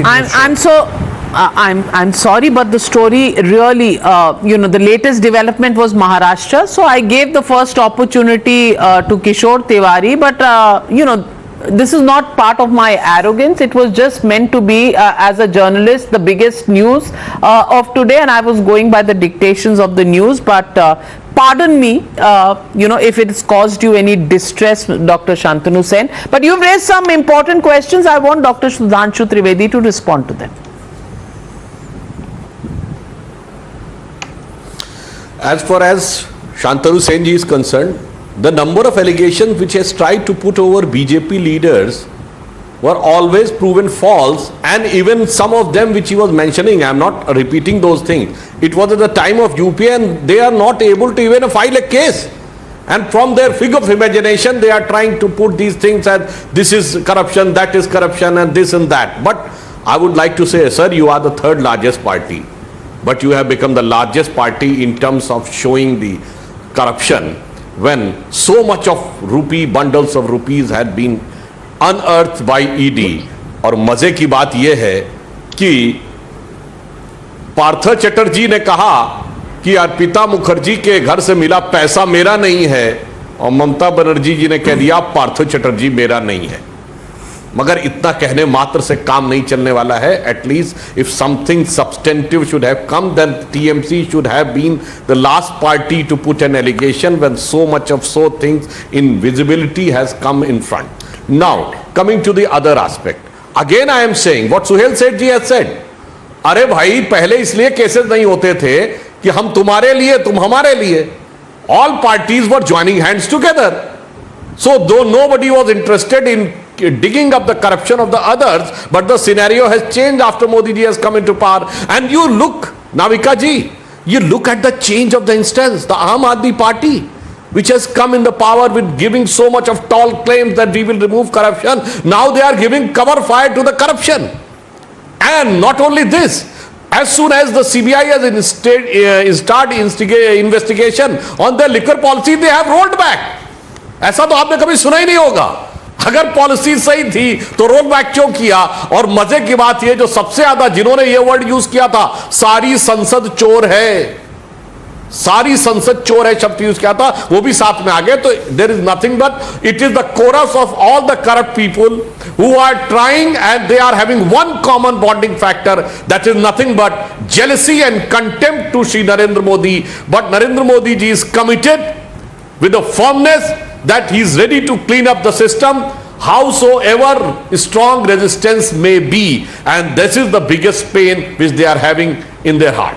Well, so let me get in Sanjay Jha. And Sanjay Jha, even before you mention it, apologies to you, because you're the suspended leader representing a party that is the largest opposition party, not the second or the third largest, but the largest opposition party. And I'm coming to you last. Apologies for that. But Sanjay Jha, I want to ask you, is this a competition on who is more arrogant than the other, who is part of which alliance or the other, or is this about corruption? Is this about taking away the rights of the citizens? Is this about money that is discovered and money, trunks full of money and gold? I want to ask you, because it seems like pointing fingers at the ED or the government has become the latest fad. Fine, you can question the political intent, but it's not about the political intent at all. It is about corruption, whether a person is corrupt or not, and whether the case can prove that or not. And in the case of Mr. Satyendra Jain, he hasn't got bail yet. I'm still not saying he's convicted, but he's not got bail yet. Partha Chatterjee and his associate, the mounds of cash, is something people are not going to forget in a hurry. And in Sanjay Raut's case, it is the court that has given a 3-day custody. I want to ask you, Sanjay Raut, why is nobody, and it's a very valid point Suhail said made, why is everybody only talking about the fact that उसको क्यों किया, इसको क्यों नहीं किया, BJP में कोई corrupt नहीं, अलायंस में कोई, why are they not talking about the corruption issue, my friend? Because that is the issue people want redressal too. Okay, Navika, a lot has already been said, so I won't repeat it. I agree with my colleague here from the Aam Aadmi Party. I think she raised many pertinent points. But let me add to that debate.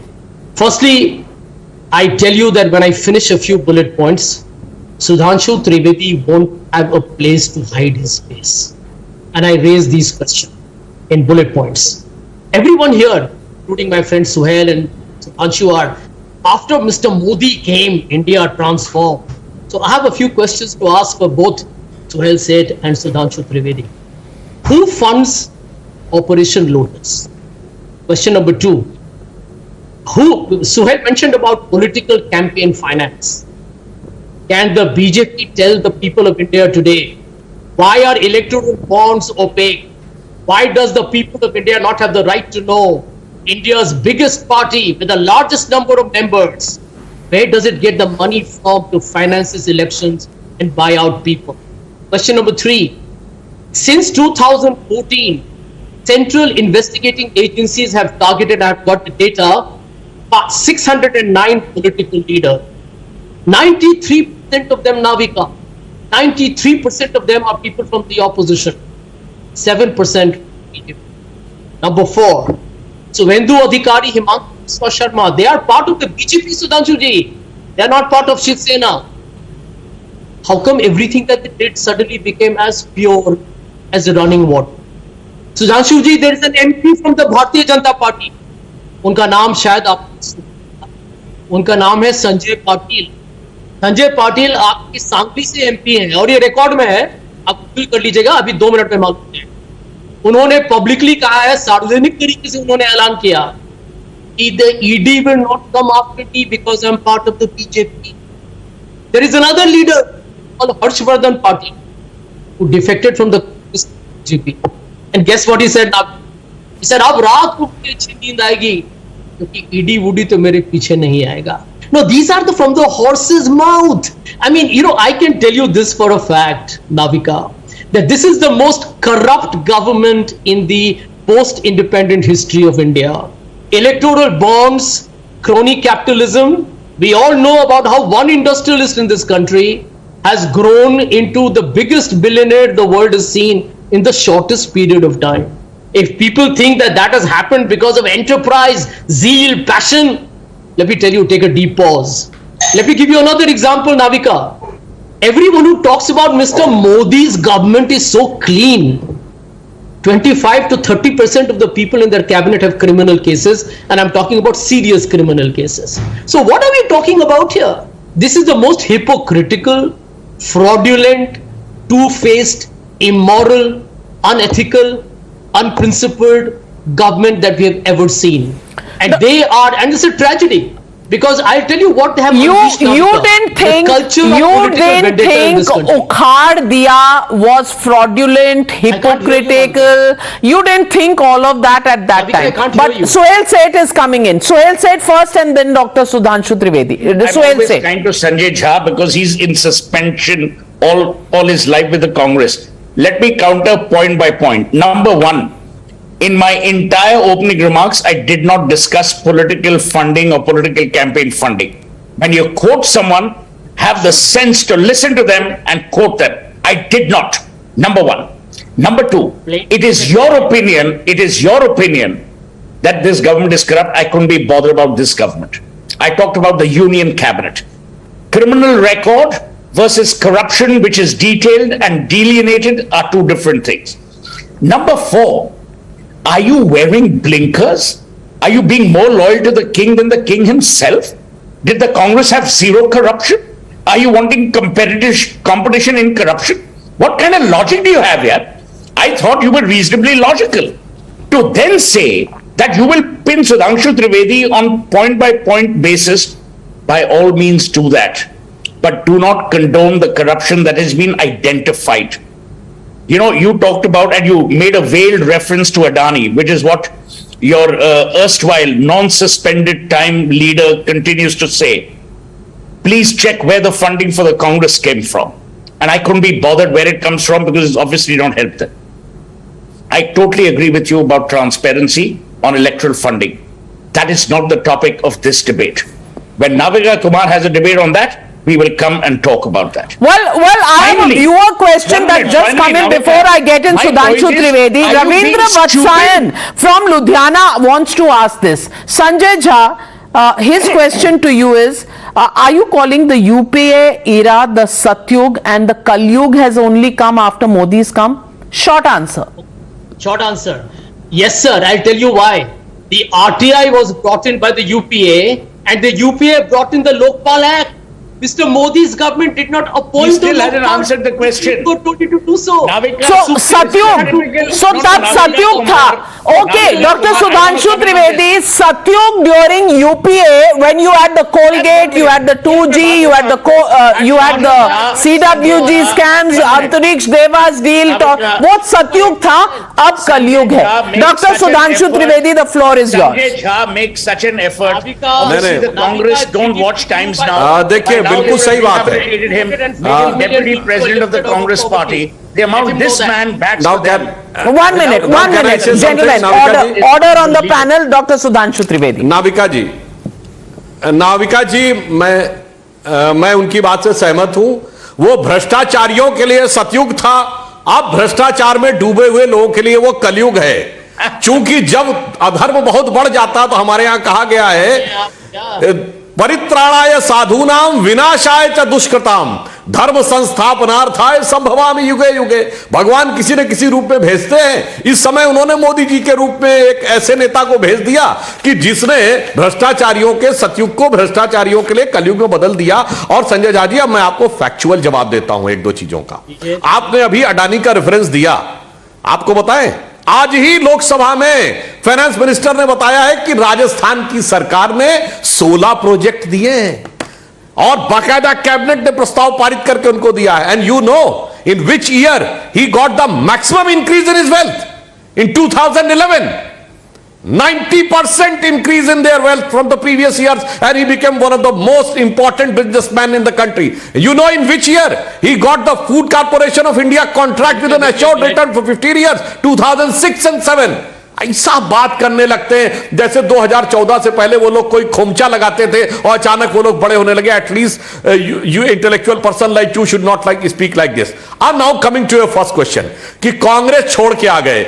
Navika जी, बहुत आश्चर्य लगता है. और suspended Congress leader is trying to defend that those who are defecting Congress party is because of the BJP. अब ये बताइए, हेमंता विश्व शर्मा से लेके ज्योतिरादित्य सिंधिया से लेके प्रियंका चतुर्वेदी से लेके जो कुछ चल रहा है दक्षिण भारत तक, ये सारे के सारे लोग, ये सब किसके लिए है? बीजेपी की वजह से. ऐसा नहीं है. और आपके यहां इतने सीनियर लीडर कपिल सिब्बल से लेके गुलाम नबी आजाद तक, ये सब बीजेपी. चलिए कोई बात नहीं. अरे जब जब आप पावर से बाहर रहते तब तब आप छूटते. ये बताइए 90s में पावर से बाहर थे, उस जमाने में पवार साहब, एनडी तिवारी, अर्जुन सिंह बीजेपी की वजह से छोड़े थे, मोदी जी की वजह से छोड़े थे. 77 में निजलिंगप्पा, 67 में निजलिंगप्पा, कामराज, मोरारजी देसाई, नीलम संजीव रेड्डी, 77 में देवराज अरस, जगजीवन राम. अरे भाई, जब जब सत्ता छूटती है तब तक कांग्रेस टूटती है. The problem with you is the 60 years because of your inherent structure, your attachment and lust to the power. Because power is the only growing factor. The moment you are out of the power, Congress backs away. I have given example of the 60 years. तब तो मोदी शाह जी तो छोड़िए, BJP भी नहीं थी. इसलिए मैंने कहा कि जब आप फैक्ट सामने रखते हैं तो बहुत सारा एक डिफरेंट पिक्चर उभर के सामने आता है. The problem is Congress is not ready to accept the fact, rather than they are more busy in covering up the corruption. And more over this, you have given an example. भाई, power में रह के लोग public के money का corruption तो करते हैं, बट यहां तो अपनी पार्टी की पावर में रह के पार्टी के मनी का भी करप्शन हो गया. अब इससे बड़ा एग्जाम्पल तो हेराल्ड केस में जो हुआ है, ऐसा कोई एग्जाम्पल आप अगर इंडिपेंडेंस इंडिया में हुआ हो यंग तो इंडिया, बता the दीजिए. loan from the Congress party, well, it's all waiting to be investigated and proved in a court of law. But ladies and gentlemen, why is it that political parties in power in one state or the other are only taking pot shots at the BJP and the agencies when it comes to these investigations? The question is, not one thought of the citizens of this country, not one thought to the people who are looking for jobs in states like Bengal where allegedly these bribes were paid. Not one thought to those 672 tenants of the Patra Chaul area who are still waiting after 15 years to get their homes reconstructed and redeveloped. No conversation about them, no worry about them, no allegations against any of that, no desire to even find out who took away the rights of these ordinary citizens of India. The only conversation is about why the center and the agencies are going after political individuals. The question is, the PMC bank depositors, they neither can have money for their own treatment if they have a problem in health, or marry their children, or just lead a retired life, because the Vadhavans and the loans from the PMC bank rendered that bank completely bust. Can the opposition parties spare a thought for those people? It would really be nice if they did so, and we here at Times Now will be greatly obliged if they thought about such citizens rather than about their political point scoring. We leave it at that as I thank my panelists. On the other side, the big debate on Smriti Irani and what the court has said about the so-called defamatory statements made by the Congress. Has the Congress made it a habit to jump to conclusions without reason, without proof? Do they shoot first and then ask questions? Well, the BJP definitely feels so tonight. And they are armed with this order from the Delhi High Court, which calls the charges leveled by the Congress against Union Minister Smriti Irani and her daughter as prima facie bogus and slanderous. The order in no uncertain terms makes it clear that Smriti Irani's daughter never applied for a license either for a bar or a restaurant, and the allegations by the Congress lack proof. Now let me refresh your memory, ladies and gentlemen. Congress leaders Jairam Ramesh, Pawan Khera and Netta D'Souza were among those who were asked to delete their posts against Smriti Irani's daughter last week by the Delhi High Court. They had accused her of using the union minister's clout to apply for a license and illegally run a bar in Goa. All that has been quashed by the court on account of the Congress leaders failing to substantiate their allegations. That really raises questions about why, for political point scoring, children of leaders being dragged into the political slugfest. It's a question we need to think about. Thank you very much, ladies and gentlemen, for joining me on the Newshour tonight.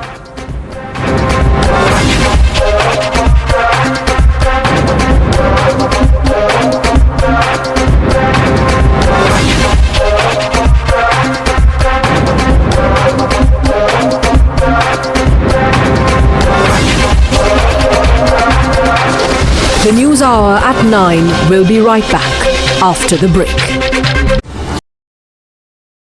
The fact of the matter is, whether it is imported inflation, whether it is tinkering of GST for a longer period, the fact is that the burden is on the common man. And the common man, frankly, doesn't really care about what's happening in the United States, or the UK or Russia or Ukraine. They're worried about their day-to-day living and per capita incomes where they are in India. The pressure is as much, magnified on common people in this country than they are abroad. And of course, you have social security systems which exist abroad, which don't exist in India. So I come back to asking you the same question. Is the government really being rather hard-hearted when it looks at these issues? After all, running a country of the kind that India is, with poor middle classes, lower middle classes forming the bulk of the population, do you think the government is doing enough, to cushion the impact on these classes of people? So let me say that as a policy maker, one has to make various trade-offs. So first of all, let me be clear that the government is fully cognizant of the spike in inflation. Otherwise, you wouldn't have seen the measures we have taken, including the Reserve Bank tightening monetary policy. So clearly, the tightening of monetary policy is one response to bringing down inflation. But do remember that this is a trade-off, because if you do tighten monetary policy too fast, too quickly, yes, it will bring down inflation, but then it will slow down growth, it will slow down incomes and so on and so forth. So there is a balancing act that has to be done. Ultimately, what do we want to do? We want to increase as far as possible the trajectory of welfare and real incomes. And in that context, we have to trade off between growth and inflation. So the trade-off that we are making right now is, rather than tighten so harsh that growth slows down, we are tightening somewhat, but not so much that growth slows down too much. So keeping GDP growth going, create jobs, which is an important question, which I hope we will come to later on. These are issues that are also foremost in our mind. So given this balance we have done, I think the Reserve Bank's response is the correct one for this point in time. Well, Sanjeev Sanyal, Fire broke out at the ICU ward of a multi-speciality hospital in Madhya Pradesh's Jabalpur. 10 people are feared dead. Several others trapped in fire have been rescued. Madhya Pradesh Chief Minister Shivraj Chauhan announces ex gratia of rupees 5 lakhs each for the kin of people who lost their lives. Farmani Naz, the Muslim singer who was slammed by Deoband cleric for singing a prayer for Lord Shiva, which went viral, says she will continue to sing all religious hymns. Tamil Nadu suicide attacks planned in southern states. There is a link between Assam, Karnataka, Tamil Nadu and Syria. Officials are keeping a close watch on the increase in radicals in the southern states. The Congress will hold a massive nationwide protest over inflation on August 5, as part of which the Grand Old Party plans to get out the Prime Minister's house in the national capital. Supreme Court has dismissed a PIL seeking alternative directions other than demolition of Realty Major Supertech Limited's twin 40-story towers in Noida. Taking a jab at the BJP, Kejriwal said that people of Gujarat will get spurious liquor if they vote for BJP, but they will be given employment if they vote for us. Government replied in Rajya Sabha on reoccurrence of technical glitches in SpiceJet aircrafts. Says enhanced special audits, spot checks have been ordered by the DGCA. India has secured their first ever medal in the lawn bowls in the history of Commonwealth Games. The Indian side defeated New Zealand by a margin of 16-13 at the semi-final and reached the final where they will face South Africa. Sushila Devi beats her Mauritius counterpart in the women's judo 48 kg semi-finals and assures silver. She wins the semi-final round by 10-0 and entered final. Vice Chancellor of Baba Farid University, Dr. Raju Bahadur, says he's still in shock days after he was allegedly humiliated by the Punjab Health Minister during his inspection of the university hospital. In the video that went viral, the Mantri was seen making the VC lie on the damaged bed, following which the VC was learned to have resigned. You were watching the News Hour at 9. Stay tuned.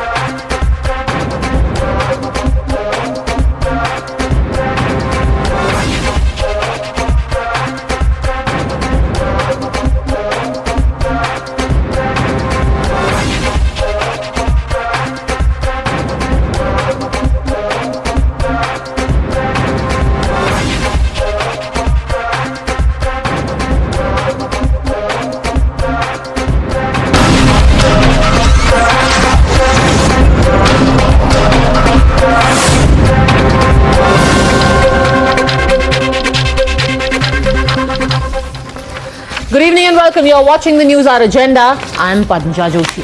Let's start by first showing you images of Sanjay Raut over the last 24 hours because those images have been fascinating.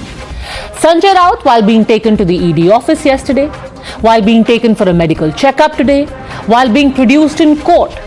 In everything he did, there was defiance, there were theatrics, there was plenty of fist pumping, muscle flexing, and of course the trademark saffron safa of the Shiv Sena.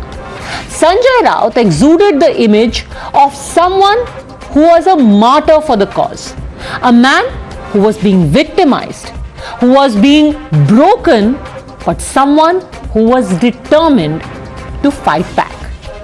But here's the thing, this case is not just about Sanjay Raut or the ED or the BJP. This case is about 672 families, 672 tenants from Patra Chaul who were to be rehabilitated in flats to be built by the Maharashtra Housing Development Authority and the Guru Ashish Constructions. Except that those 672 flats were never built. Instead, that land was given to private builders who made a private housing society on it and sold it to private individuals. The charge is that the money from this sale, over 1,000 crores, went to a close aide of Sanjay Raut, Praveen Raut. And from Praveen Raut, this money then was routed to Sanjay Raut either in cash or in kind. So what were the favors? The Enforcement Directorate today actually listed the favors that Sanjay Raut accrued in return for what they claim is this Patra Chaul scam. The remand note filed by the ED today said that not only was money to the tune of 1.6 crores given to Sanjay Raut, but also that he was put on a monthly retainer of 2 lakh rupees per month from Praveen Raut. The agency also said that Raut and his family's trips were funded by Praveen. Praveen, who by the way has been called nothing more than a front for Sanjay Raut himself. Today, Sanjay Raut, for his part, blamed the entire investigation on the change in government. He basically blamed the circumstances. Didn't say much about the facts, about Patra Chaul, about the 672 flats, about the money that came to him. He said, look, the government has changed, that an old complaint has been suspiciously revived at a time when his party was involved in elections to the post of president and vice president and MLC and Rajya Sabha. Essentially, the insinuation was, this is an effort to try and put me and my party under pressure. He even claimed bad health, but all of it came to naught. Well, the ED was asking for 8 days of custody. They were eventually given 3 days of custody. As this pressure was being built up, the Shiv Sena though made it clear that they are standing firmly behind Raut. None less than Uddhav Thackeray himself went to meet the Samna editor's family and then made an impassioned speech of how he stands with his brother, how his brother is being victimized, and even using the dialogue from the hit film Pushpa, he said that like a real Shiv Sainik, Sanjay Raut झुकेगा नहीं. नहीं, मुझे संजय राउत पर अभिमान है और बाला साहब का असली सैनिक सिर्फ वो पिक्चर देखने के लिए ठीक है, पुष्पा झुकेगा नहीं, लेकिन ये झुका नहीं. जो झुकने वाले थे वो हमाम में चले गए और झुकने वाला कभी शिवसैनिक नहीं हो सकता. जो भी लोग कह रहे थे कि हम बाला साहब की जो भी हमारे पास एक शिक्षा थी, शिक्षा म्हणजे मराठीतली नाही, शिकवण ज्याला म्हणतो, उसके ऊपर हम हमारा आगे की दिशा तय कर रहे हैं, तो ये बाला साहब ने दिखाई नहीं, दिशा नहीं है. जब सेकंड वर्ल्ड वॉर चल रहा था तो हिटलर एक समय ऐसे आया था कि उस वक्त लग रहा था कि शायद हिटलर जीत जाएगा, पूरी दुनिया को अपने कब्जे में ले लेगा. तो उस वक्त डेविड लो मतलब हिटलर बॉम्ब डालता था और डेविड लो एक कार्टून निकालता था और वो कार्टून का जो एक परिणाम हुआ करता था वो बॉम्ब से भी ज़्यादा होता था. और ऐसे कहा जाता है कि हिटलर ने उस वक्त अपने सारे लोगों को कहा था कि ये व्यक्ति है कौन, है कहाँ, इसे लेके आओ, जिंदा या मुर्दा जैसे है उसे लेके आओ. तो यही होती है जो तानाशाही की बात होती है. जब सारे लोग अपने गुलाम होते हैं तो कुछ दिन के लिए जब तक उनका उपयोग आपके लिए होता है तब तक वो गुलाम अच्छे लगते हैं, बाद में गुलाम जब उनका उपयोग नहीं रहता है वो निकलते हैं. But while the Shiv Sena is calling this case one of political vendetta, can they deny justice to the poorest of poor, those who were denied the roof over their head, those who moved out of Patra Chaul, those who are still waiting? Can the Shiv Sena explain the money that has flown to Sanjay Raut from the scam accused? Can Sanjay Raut explain the property and money that came his way and that of his wife? And can the centre and ED explain the question of timing? If the scam is from 2008, why is this investigation happening only now? You're watching the News Hour at 10, debate number 1 on Times Now, Super Prime Time. Alright, joining us on the debate, we have Dr. Upfront Sarangi, MP and National Spokesperson of BJP, lawyer Priyanka Tibrewal, Gokul Chandran, political analyst, Bijmohan Srivastav, spokesperson of NCP, Vijay Krishna, leader of Shiv Sena, and my first question is to Intikhab Farooqi, leader of the Shiv Sena. Without going into the political debate, Mr. Farooqi, I just simply want to ask you, if there is no scam in Patra Chaul, then where are the 627 flats which were supposed to be built? Let me tell you, Padmaja, that Mr. Sanjay Raut is already along with the ED officials, and nothing should be hidden. See, we all should know that we are here to discuss the fact, and everything should be transparent. And what is going around us, we all should know the real picture. And now, since as you have said the question to me, I would like to tell you the ED officials. Mr. Sanjay Raut will definitely answer all his questions, and he will come out as a party you have to answer questions. Today, Mr. Uddhav Thackeray said that my brother is being victimized because this Hitler government is silencing anyone who speaks up against them. Fine, this government is a Hitler. Answer my one question. 627 flats were to be built. If this is vendetta and not a scam, where are those 627 flats? But see, one thing I would like to tell you, as Mr. Sanjay Raut, he is a senior leader of in the party in Shiv Sena, and right now in the current situation, he also holds a big support for his party. But as I would like to tell you that with Mr. Uddhav Thackeray, he also was required in the party now, and again, as we want to come back and make the party strong. So now at this point of time, he had already requested the ED officials that please give me the time until August 7th. Mr. Farooqi, that is all immaterial. I don't even want to get into the politics. I am asking you a simple question. Is there a Patra Chaul scam or not? See, whenever the senior our party leaders, whenever they discuss this issue along with Mr. Sanjay Raut, he always said that I am not aware of this. Well, naturally, he will say that. He will not say, yes, I am aware of it and I have got 1.6 crore rupees. We are not here to blame or defend or support. But yes, that is besides the point. See, even Partha Chatterjee said, I am not aware of the scam, but eventually his party, the TMC, took action. My question to you is that if your party, the Shiv Sena, is backing Sanjay Raut, then either they are saying the Patra Chaul scam did not happen, or they are saying that they will back Mr. Sanjay Raut irrespective of whether he is involved in the scam or not. Which one is it? Is there a Patra Chaul scam or not? See, we have to wait and watch whatever comes out now in few days of time. But you are not waiting and watching. Today Uddhav Thackeray already said that this scam is a lie, it's vendetta.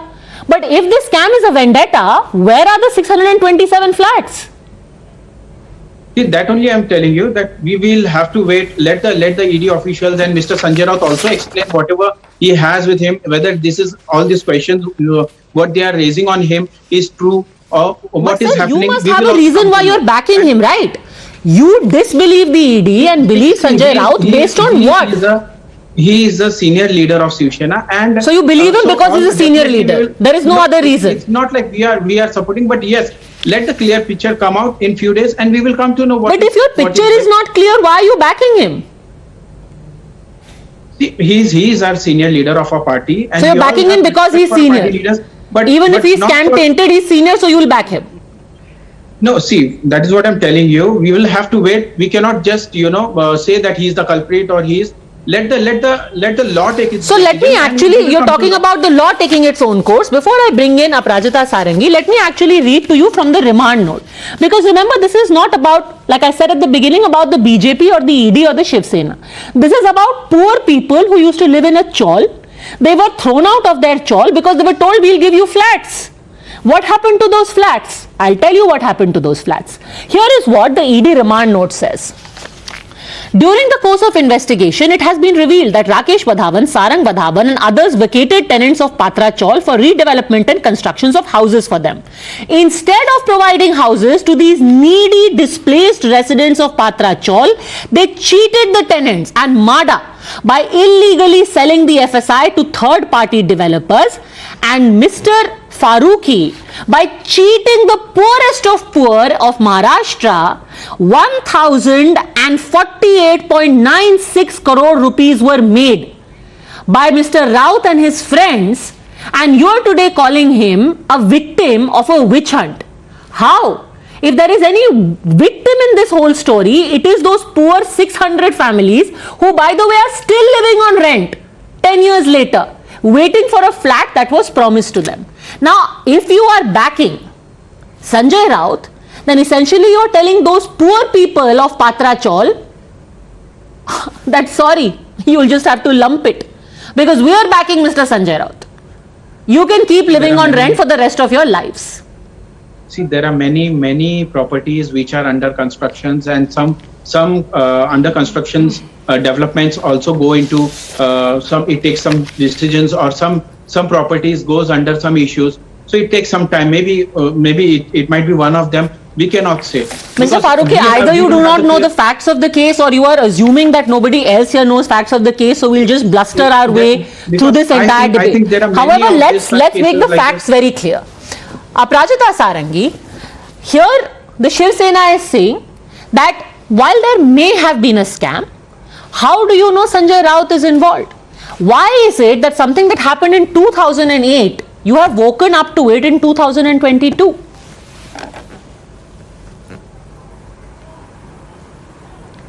At the outset, let me say that Enforcement Directorate is an independent agency. It's doing its job. And yes, I fully agree with you. Enforcement Directorate should have worked earlier and should have brought this particular case to a closure earlier. There is no denying the fact. But at the same time, I would like to say very candidly, very emphatically a couple of things. There are two words in English: fearlessness and audacity. Sanjay Raut ji and all the Shiv Sainiks are very fearless today, saying that no scam has happened, or rather, let's wait for the investigation to be over. How can we say there is a scam? They are audacious enough to come in support of Sanjay Raut, unfortunately, but this is true. Now there are 4 questions. Just give me about 30 seconds. Number 1, as you said, I repeat, 672 poor people have not got their houses. True or false? This is one question. And number 2, aren't 11.5 crore properties in the name of Varsha Raut and Praveen Raut? Number 3, what's the relation between Praveen Raut and Sanjay Raut? And number 4, rupees 9.01 crore rupees FSI have gone to the 9 builders. Yes or no? So I think Shiv Sena today, along with Sanjay Raut, are standing in the dock, and the nation would like to know. Answers have to be given. They can't say the senior leader will take a decision. No, this is not the answer. Enforcement Directorate, I repeat, is an independent body. It's doing its job, and many incriminating things are coming to light. Many evidences, many documents have come to light, and this is a huge scam. 1,034 crore rupees worth the scam, and I think this may be the tip of the iceberg. Let's see what happens next. Okay, so this may be tip of the iceberg. As far as Prime Minister Modi's government is concerned, we have zero tolerance to corruption. Yes. Okay, Brijmohan Srivastava ji, Praveen Raut और संजय राउत, ये रिश्ता क्या कहलाता है?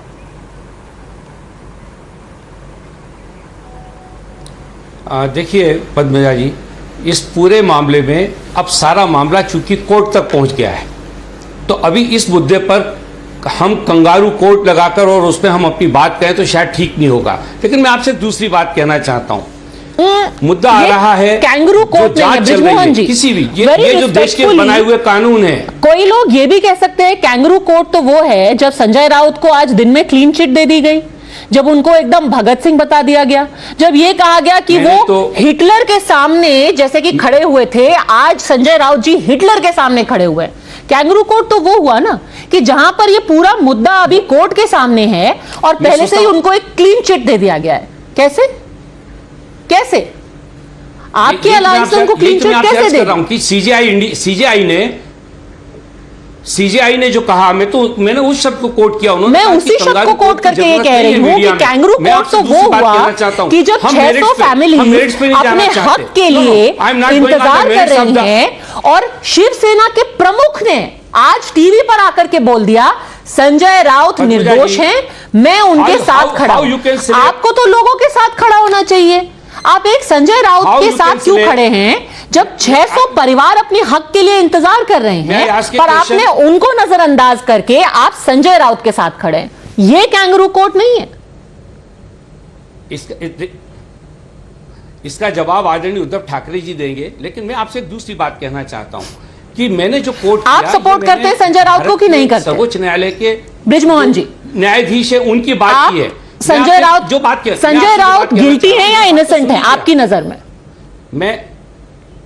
मैं देखिए ये बात मैं कैसे कह सकता हूं? अगर संजय राउत साहब का पक्ष देखूं तो मुझे लगता है वो बिल्कुल ठीक है। जब ईडी कोई बात कहता है तो मुझे लगता है ये ठीक है। फैसला कौन करेगा? फैसला तो कोर्ट करेगा, मैं और आप तो नहीं कर सकते। चलिए, तो उद्धव ठाकरे की तरह आपको नहीं लगता कि संजय राउत एकदम पाक साफ है और उनको फंसाया जा रहा है? लेट मी रिफ्रेज दिस, क्या आपको लगता है ईडी संजय राउत को फंसा रही है, हाँ या ना? प्रणाली है। मैं आपसे दूसरी बात कह रहा हूं, ईडी नहीं, पर आप मुझसे पहली बात कीजिए ना, क्या ईडी संजय राउत को फंसा रही है, हाँ या ना? So we can say, yes, we can say at this moment that the ED is not fair with the Sanjay Raut ji. We can How say do you know? Because so many cases are lying with the ED. You are saying how we know? You are saying ED. I'll tell you. Mr. Rajeshwar Singh. Yeah, I am telling you. Okay. I am telling you. If ED is not fair with Sanjay Raut, then tell me this. Joint director by the. Okay, tell me this. If ED is unfair to Sanjay Raut, Brijmohan जी, आप भी राजनीति में हैं, आपको पता है पहले संजय राउत जी पत्रकार रहे हैं, उसके बाद राजनीति में आए हैं, तो ये बताइए कि उनका एक बांद्रा में फ्लैट और अलीबाग में बीच प्लॉट कैसे है? If ED is being unfair. मैं आपसे यही तो कह रहा हूं, मैं आपसे यही कह रहा हूं कि ईडी की अगर हम निष्पक्षता को देखें तो पिछले 17 साल में ईडी ने लगभग 6000 लोगों के ऊपर केस रजिस्टर्ड किए और कुल 23 लोगों को कन्विक्शन हुआ। मतलब क्या हुआ कि इनके जो इन्वेस्टिगेशन होते बेस्टलेस होते, अगर इनके इन्वेस्टिगेशन सारे ठीक होते तो कम से कम 100-200 लोगों को तो अभी तक सजा मिली होती। सर, मैं ईडी की तो बात ही नहीं कर रही। For me this is not about the ED. You please take the ED to court. I hold no brief for the ED को क्यों मान लूं? Mister Agarwal, I am speaking on behalf of the people of पात्राचौल।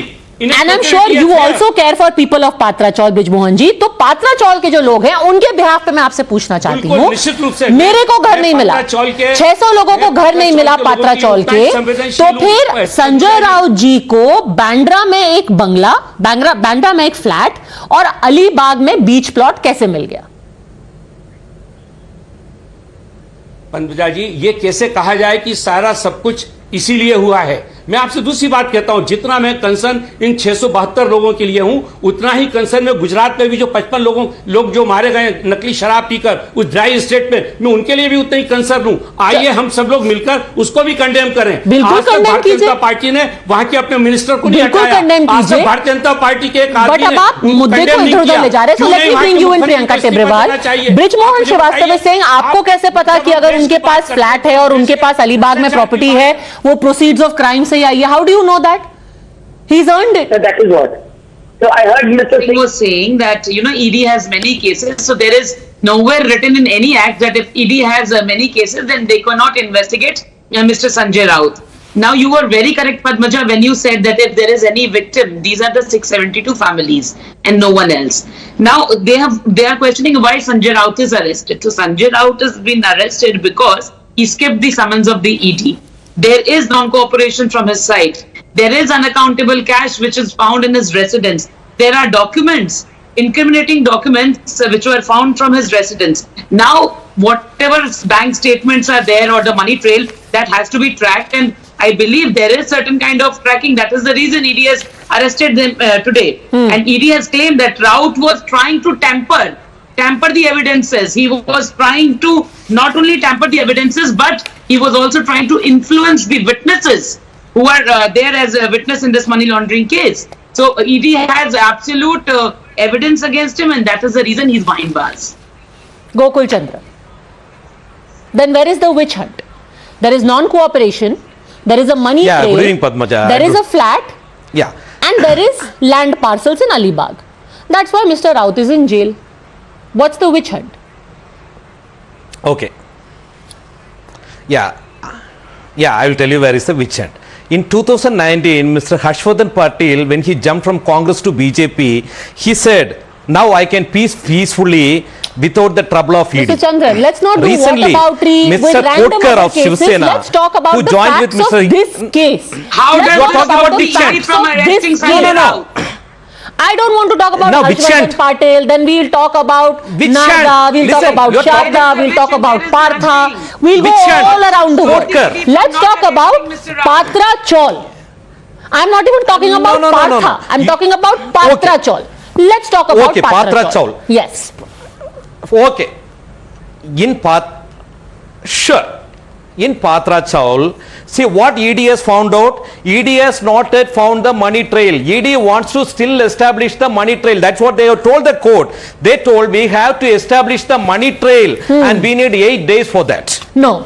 I will tell you, sir. The court said you are wrong and you haven't read all documents. Actually, there is a money trail that has been found by the ED leading straight to Sanjay Raut. I will quote to you what they have said. Among the proceeds of crime of around 112 crores to Praveen Raut, who was the head of, by the way, the construction company which defrauded these poor 600 people. From 112 crores given to Praveen Raut, ED has so far traced POC amounting to 1 crore 6 lakh 44,375 transferred to Mr. Sanjay Raut. They have found a money trail that comes from the fraud Praveen Raut right up to Sanjay Raut, and that amount is 1 crore 6 lakh 44,375 which has been traced by the ED and it is mentioned. Now go on.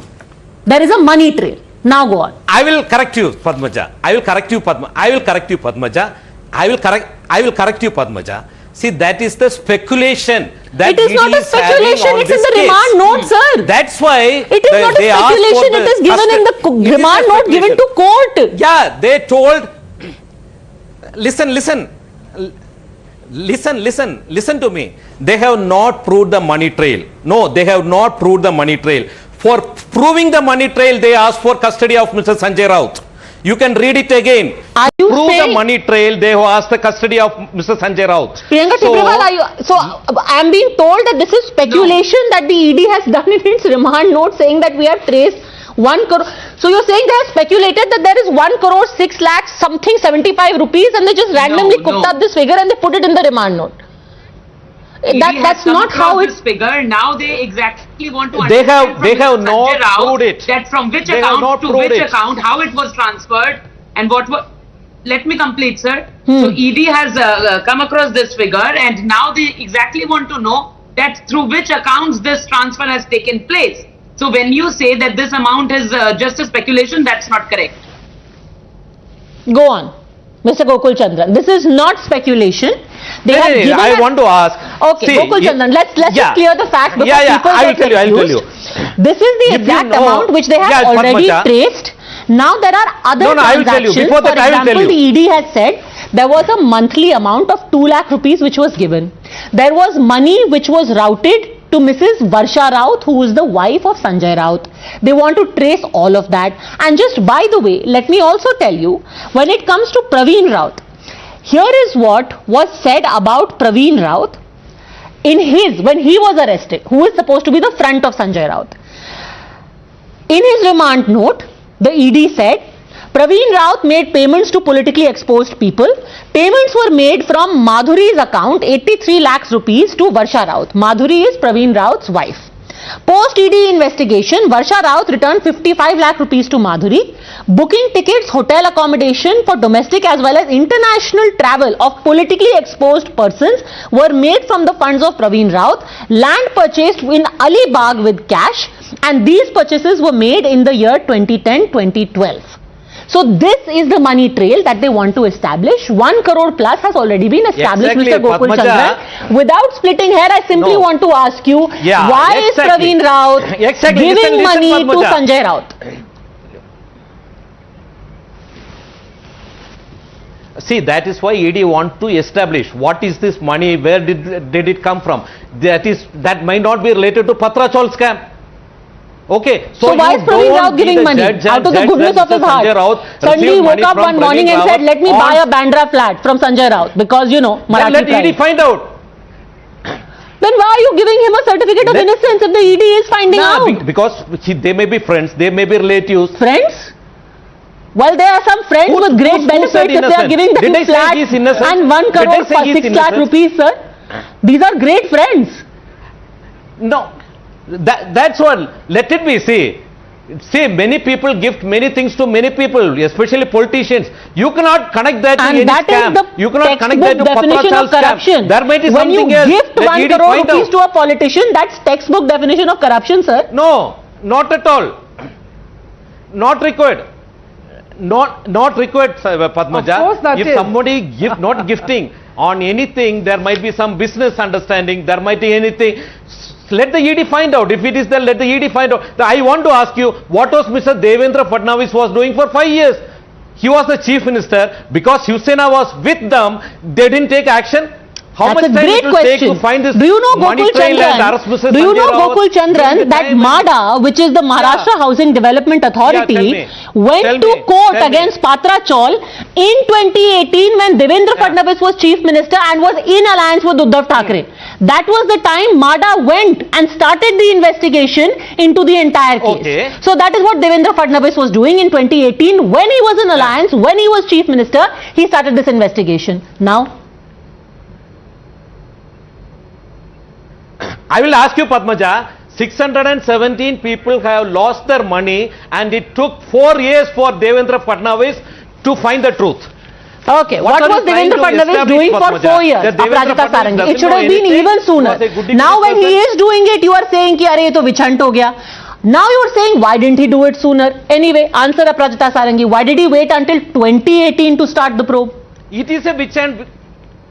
So he started a vichant against his own alliance partner. Devendra Fadnavis said, I am going to go and hunt my own alliance partner, of which member of parliament is Sanjay Raut. Very foolish witch hunt. Answer, Aparajita Sarangi. What a ridiculous observation this is. Very foolish, very ridiculous observation. See, the fact remains, as you said, when Devendra Fadnavis ji was the chief minister of the state, he actually started the whole thing, and now the work of building 672 flats has been entrusted to MADA, and this has been because of the initiative of Devendra Fadnavis. Now the fact remains, why was this done? How can Shiv Sena or Sanjay Raut defend themselves? Number one. Number two, why has Sanjay Raut not been cooperating?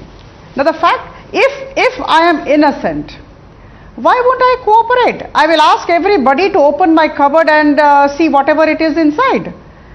Why should I be scared? In fact, a couple of occasions when ED has tried to question him, to interrogate him, he has given one excuse or the other. So what does it indicate? There is something to hide, something to conceal, something he doesn't want to say or show. If you have nothing to hide, why aren't you cooperating? No, somebody, 3 summons dodged. Actually 4 summons भेजे, एक बार वो गए.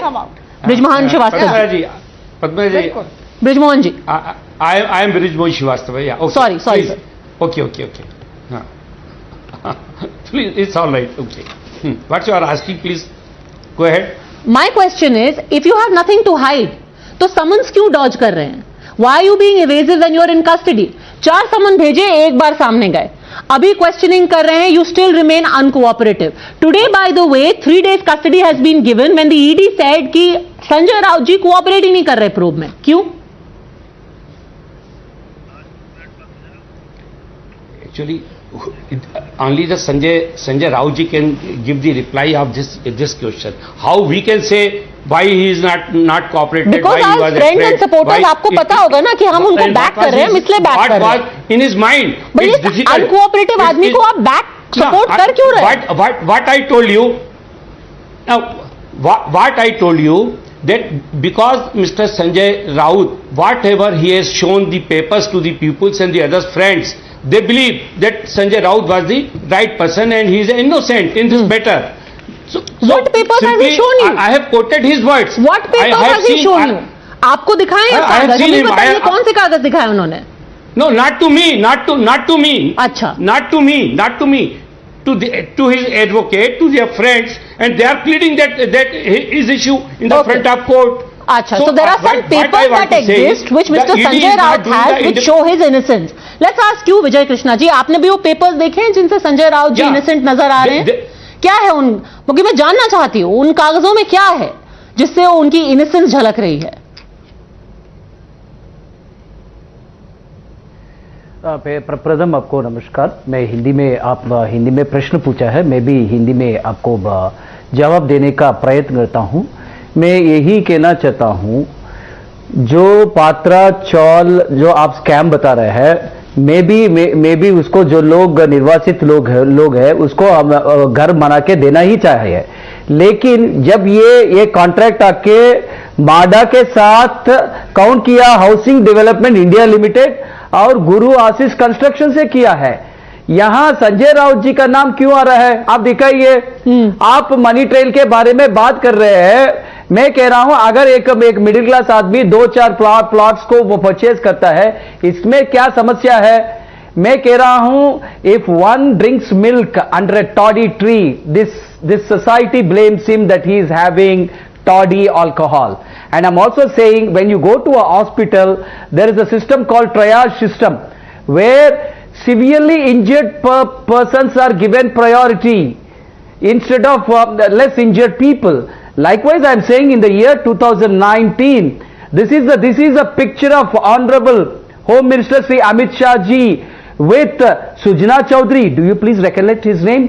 CM Ramesh. Now who are the BJP Rajya Sabha MPs who have been accused of 6,000 crore scam. They've cheated banks. And still Aparajita Sarangi ji talks about political correctness. And our Pant Pradhan Narendra Modi ji कहते हैं ना खाऊंगा ना खाने दूंगा. ये शिवसेना है, हम शिवसैनिक है, झुकेंगे नहीं.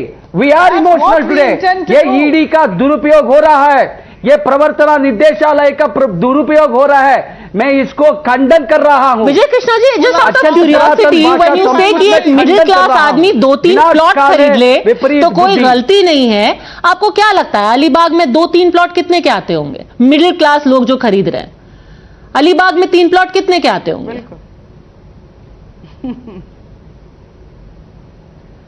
अलीबाग में स्क्वायर फुट का रेट मुझको मैं बिल्कुल नहीं जानता हूं. लेकिन मैं ये कहना चाहता हूं, अंबानी अदानी अगर व्यापार किया तो वो व्यापार बनता है. लेकिन एक कई सारे लोग बीजेपी एमपी आके व्यापारी लोग हैं. आप ऑन रिकॉर्ड जाइए. संजय राउत जी व्यापारी नहीं है ना. संजय राउत जी तो मेंबर ऑफ पार्लियामेंट है. वो व्यापारी होते तो बहुत अच्छी बात है, पर वो नेता होकर के उन्होंने अपनी सूट की सरकार बना ली. ऐसे कैसे चलेगा? संजय राउत जी अपनी निर्दोषित्व प्रूव करेंगे. हम आप ऐसा एग्जाम्पल मत दीजिए. ममता बनर्जी ने पार्थो मुखर्जी को छोड़ दिया है. नहीं, हम संजय राउत जी को कभी नहीं छोड़ेंगे. ठीक है, आप छोड़ेंगे नहीं और आप झुकेंगे भी नहीं. On that Pushpa note, we are going to end it there. The thing is very simple. Look, this politics and this finger pointing can go on until kingdom come. But the idea was to just remind you that at the base of this all is still 600 plus families who are still waiting 14 years later to get the houses that they were promised. Anyone who backs Sanjay Raut should also answer what do they have to say to those 600 plus families. Thanks very much, all gentlemen. Priyanka Tibrewal, Aparajita Sarangi for joining us.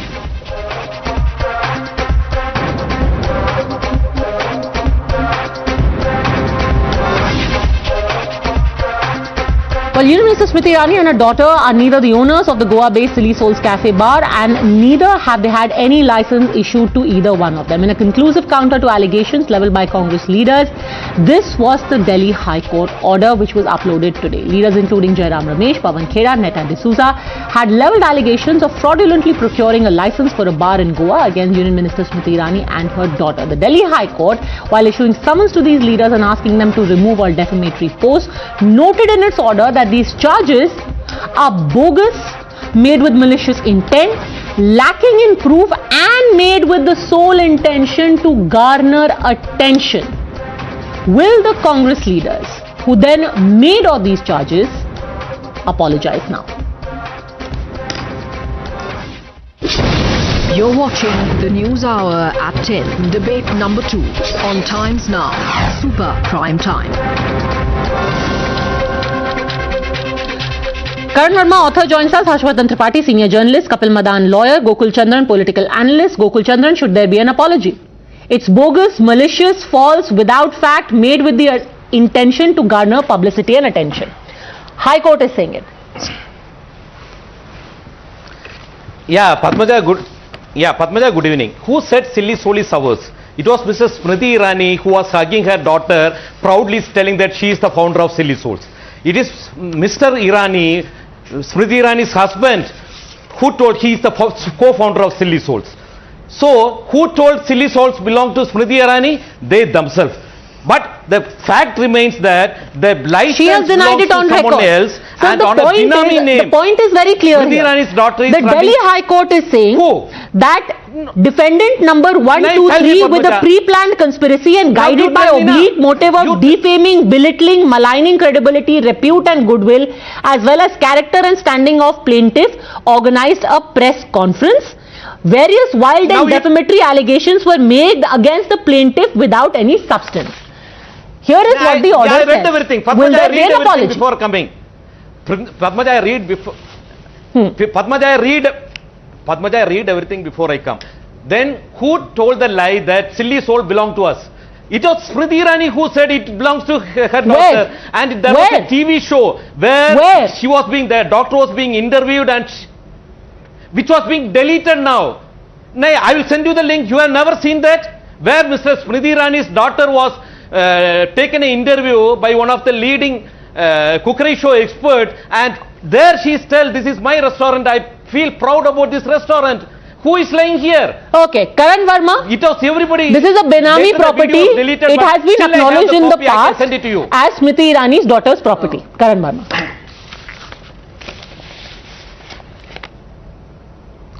This is so ridiculous, Padmaja, passing off statements like this without getting to the root of it, that this was seen in a television show or this was quoted there. At least Congress should get to the root of it. I mean, before taking it to this level, before defaming someone of immense reputation and involving someone's daughter in it who has nothing to do with politics, I mean, it's beyond ridiculous, and the court rightly reprimanded them. Padmaja, I make a larger point here. This has been a pattern of the Congress. Don't you remember the Chaukidar Chor Hai, for which Rahul Gandhi had to issue an unconditional apology to the Supreme Court? Did we not see Teesta tell me what is ridiculous. Reprimanded for ulterior motives by the Supreme Court? Let him tell what is ridiculous. Did we not here? see? Tell him what is ridiculous. Karan Verma, tell him what is ridiculous. Be specific. Gokul Chandran is saying, tell him what is ridiculous. Tell me, sir. Let me. Ridiculous is the fact that you make an allegation without getting to the root of it, and then you are reprimanded by the court and you are forced to issue an apology. I am telling you what is ridiculous. Ridiculous is doing your homework. You jump to a conclusion when you could have easily found out. तो आपने मान लिया, आपने पूछा भी नहीं. अगर मैं कहता हूं आप मेरे भाई हैं, आप मान लेंगे मेरे भाई हैं. अरे सर कैसी बातें कर रहे हैं सर? झूठ बोल रहा है. Facts, things are discussed on hard facts. अरे भाई स्मृति ईरानी झूठ बोल रहे हैं क्या? अरे I mean, you have to look at the papers before doing a press conference. Is she a liar? Somebody is somebody is doing an internship somewhere. Somebody is doing a job. Somebody says, "I am very proud of my product." Doesn't mean they actually own it. Harshvardhan Tripathi, एक video है, एक Instagram post है जहां पर स्मृति ईरानी कह रही हैं, "I am very proud of my daughter." ये दर्शाता है कि एसोसिएशन तो था, अब पल्ला झाड़ रहे हैं irrespective of what the court says. देखिए पद्मजा, निश्चित तौर पर कोई न कोई एसोसिएशन तो रहा होगा और अब ये कहा जा रहा है कि वो वहां इंटर्नशिप कर रही थी, लेकिन मूल बात क्या है? मूल बात ये है कि अगर स्मृति ईरानी को आपको किसी भी तरह से आपको हमला करना है, आपको उन्हें नीचा दिखाना है, आपको उन्हें हराना है, या आपने जो चोट खाई है 2019 में उसका बदला लेना है, तो क्या स्मृति ईरानी निशाने पर होंगी या फिर उनकी बेटी निशाने पर होगी? राजनीति में इतनी शुचिता और इतना मर्यादा का पालन हर कोई करता रहा है, ये कोई छिपी बात नहीं है। इस तरह से तो आप किसी के भी बच्चे को कौन कहा जा रहा है, कौन पढ़ने जा रहा है, क्या कांग्रेस पार्टी के पास, और चूंकि इसमें जयराम रमेश शामिल थे, इसमें पवन खेड़ा शामिल थे, क्या उनके पास कोई भी एक ऐसा एविडेंस था, कोई भी एक ऐसा डॉक्यूमेंट था, कोई भी ऐसा प्रूफ था जिसके आधार पर वो स्मृति ईरानी पर हमला करते? अगर कुणाल एक फूड कुकरी शो करते हैं, वहां गए, उन्होंने कहा कि ये रेस्टोरेंट है और स्मृति की बेटी उसमें है, तो क्या इतने भर से वो ये आरोप लगा देंगे कि जो कुछ वहां हो रहा था वो स्मृति ईरानी कर रही थी? मैं कह रहा हूं अगर वो कर भी रही हूं तो अभी आज की तारीख में पूरी की पूरी कांग्रेस पार्टी वहां जाकर खड़ी हो गई है जहां उसका भरोसा पहले से खत्म था।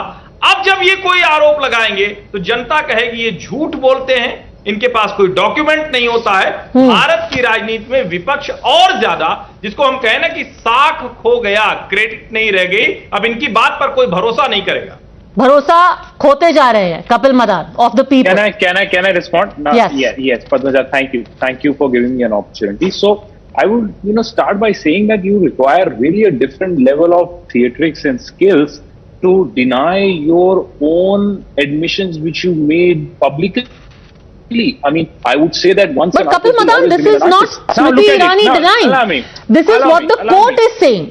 Page number 5 says the plaintiff or her daughter are not the owners of the restaurant. Plaintiff or her daughter are neither running nor operating the restaurant. No license for the restaurant has ever been applied for or granted to the plaintiff or plaintiff's daughter. No show cause notice has ever been received by either the plaintiff or her daughter. This is what the court is saying. Now? Leave the theatrics. Answer to the court. Can I respond? Why Yes, should I go leave on. it here? I am answering. So let me give you a legal perspective of now. What you have read is only one version, and I must tell you that it's a distorted version, false version given on the affidavit. The other side is yet to be heard on this. Only summons have been issued. The other side will file their reply. No sir, not just summons. Their version. आप ये बताइए कि अगर आपके tweets डेफिनेटरी नहीं थे, आपने delete क्यों किए? Madam, कोर्ट ने बोला please remove your defamatory tweets. If your tweets were not defamatory, why did you remove them? It's an interim order. Padmaja ji, Irrespective, sir, was your content defamatory or not? No. वो interim हो या final हो, क्या आपके tweets defamatory थे, नहीं थे? हाँ या ना? It's a fact. It's a fact. तो उसको delete क्यों किया? It's a fact. तो delete क्यों किया? The fact is क्योंकि कोर्ट का ऑर्डर है. कोर्ट ने क्यों बोला डिलीट करने को? अगर फैक्ट था तो कोर्ट ने क्यों बोला डिलीट करने को? सुना नहीं गया. साइड को सुना नहीं गया. This is not the final order. This is not the final order. This will be appealed against, and I can tell you that this will be appealed against. Harshvardhan ji Patil. Have a person who will lie. Kapil Madan तो lawyer हैं, बड़े अच्छे वकील हैं ये, और उसके बावजूद ये जो बात कर रहे हैं, मैं सड़क पर खड़े होकर किसी की तारीफ करूं, अपने घर के किसी बच्चे की तारीफ करूं, वो किसी 5 स्टार होटल में हो, किसी भी जगह पर हो, और मैं उसकी तारीफ करूं, उसके आधार पर आप मेरे ऊपर आरोप लगा देंगे कि वो 5 स्टार होटल मैंने खरीद लिया है। और अगर मैंने खरीद भी लिया हो, मेरे नाम पर पेपर नहीं है, तो क्या पब्लिक में आप मेरे ऊपर ऐसे आरोप लगा सकते हैं? कि आप तो वकील है ना, आप तो वकील हैं, आप तो जानते होंगे ये सारी। और आपको सिंपल सी बात करती हूं, आप कह रहे हैं कि ये एफिडेविट को मिसरिप्रेजेंट किया है ना, मैं जो final operative part of the order है Kapil Madan, let me read it out to you and it will interest you because you keep mentioning the show cause notice. Let me just second sir. Irrespective an order is an order, Kapil Madan. Let me read out to you. क्या कोई एक evidence है? कोई एक evidence है? I have perused the various documents on record and listen to this, Harshvardhan ji, it will interest you, and Kapil Madan, this will interest you. The order says, I have perused the various documents on record, particularly the show cause notice dated 21st of July, issued by the government of Goa, Office of Commissioner of Excise, which has been addressed to one Shri Anthony Dagma, not the plaintiff or her family members. Considering the documents on record, it is clearly seen there was no license which was ever issued in favor of the plaintiff or her daughter. The plaintiff or her daughter are not the owners of the restaurant. It has been established by the plaintiff that she or her daughter never applied for a license. Neither the restaurant nor the land on which the restaurant exists is owned by the plaintiff or her daughter. Order में लिखा है ना कभी licence मांगा, ना कभी licence मिला, ना जमीन मेरी और ना शो कॉज। स्मृति ईरानी ने अपनी पहली प्रेस कॉन्फ्रेंस में कही। स्मृति ईरानी ने अपनी पहली प्रेस कॉन्फ्रेंस मेरे से तो जवाब तो मुझे देने दीजिए। हाँ बोलिए कपिल, बोलिए। आज सवाल मेरे साथ पहली चीज ये जो ऑर्डर है जो स्मृति ईरानी जी ने अपनी पिटीशन फाइल करी है, जो एफिडेविट फाइल करी है, उन्होंने इसमें इस बारे में नहीं बताया कि पब्लिकली उन्होंने एक्नॉलेज किया है। दूसरी बात, उन्होंने इस बारे में नहीं बताया कि उनकी बेटी ने पब्लिकली एडमिट करी है कि she owns the bar. Now if the documents are not in her name, I think this calls for a wider investigation. Because how can you have someone who owns the property, who is publicly claiming that he owns the property, and then the documents are not in his favor? Don't you think this requires an investigation? Okay, Harshvardhan Tripathi, तो यानी कि What is your view? What is your view? Paper पे नहीं है, स्मृति ईरानी ने acknowledge किया है, तो court should take into cognizance Smriti Irani's YouTube video and not what is on paper. Harshvardhan Tripathi, तो कपिल अगर इस तरह से होगा क्या होती है तो इस आधार पर तो जाने कितने लोगों की प्रॉपर्टी पर मैं अभी वीडियो में बोल देता हूं, अभी पद्मजा के शो में बोलता हूं, आपका घर कहां है, उसका एड्रेस बताइए, मैं उस पर दावा ठोक देता हूं और उसके आधार पर कल सुप्रीम कोर्ट में मैं आपको ही अपना लॉयर नियुक्त करूंगा कि आप लड़िए मेरी तरफ से। किस तरह की बात कर रहे हैं आप? कोई तो फैक्ट होना चाहिए ना।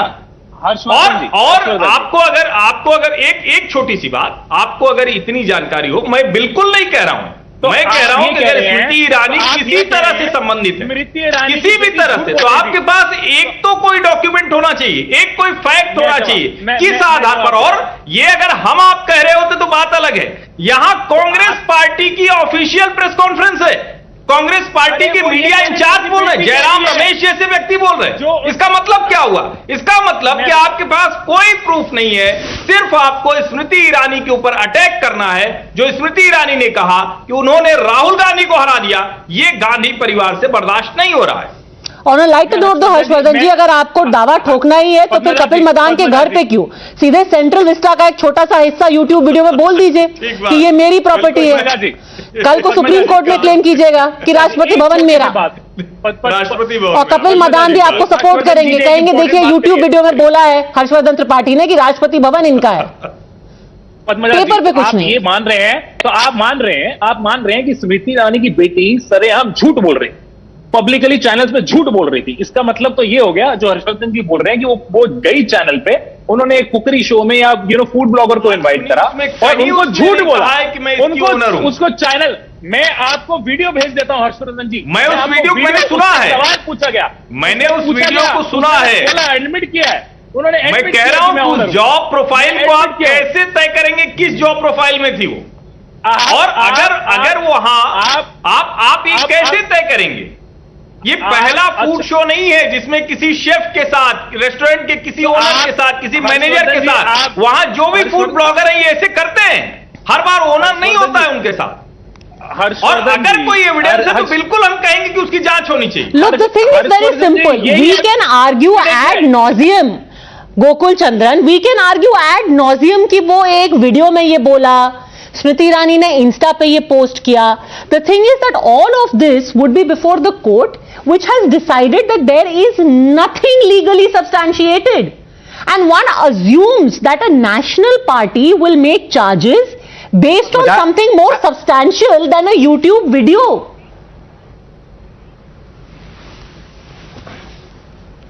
Okay, Padmaja, this is Mr. Subin Irani's Instagram bio, where he clearly says he is the co-founder of Silly Souls Cafe. Okay, what more do you want? The court, what it said, it heard the arguments of Mrs. Smriti Irani the defamation suit and told for time being you delete those tweets, you can also respond. Now the Congress party will respond to the defamation suit filed by Smriti Irani. So you're saying this order counts for nothing, which speaks of malice, which speaks of misleading, it counts for nothing. Okay. No, this is one side. This is one side. Final word. I'll tell you. Karan Verma, final word. This is only one side. Miles to go before they sleep. You know, Padmaja, how bankrupt has the opposition possibly become? They are conjuring something out of thin air when they know the court order, and the court order is so explicit and unambiguous that neither is the land theirs, nor is the restaurant there, nor did they ever sought a license. If after that they are able to conjure something out of thin air, kudos to their spirit. I mean, they are not giving up. So good. I mean, tough times don't last, tough people do. So all the best to them. Okay, let it be fought in court. Let it be fought in court. We are not going by Insta posts. We are not going by what has been said by somebody in a video, what has been written by somebody on social media. This is what the court has said so far. The Congress is going to challenge it. More power to them. If they come out victorious there, we will ensure that that is reported as well. For the time being though, this court has made it very explicit what they think about this entire case. Thanks very much all gentlemen for joining me.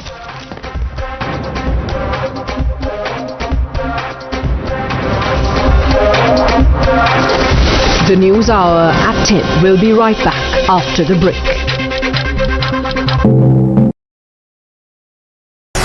The most pressing issues, the most informed minds,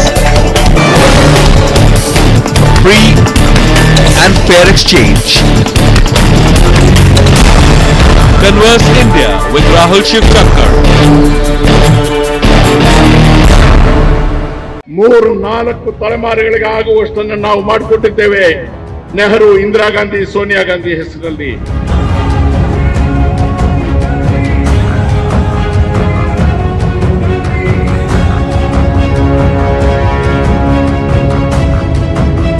Watching the News Hour at 10.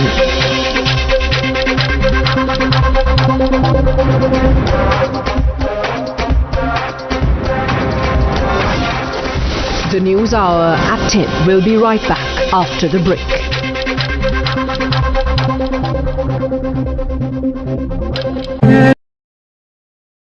The fact of the matter is, whether it is imported inflation, whether it is tinkering of GST for a longer period, the fact is that the burden is on the common man.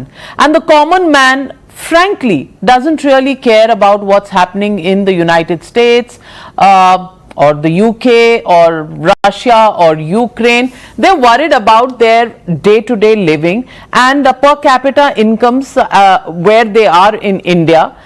The pressure is as much, magnified on common people in this country than they are abroad. And of course, you have social security systems which exist abroad, which don't exist in India. So I come back to asking you the same question. Is the government... You're watching the News Hour at 10.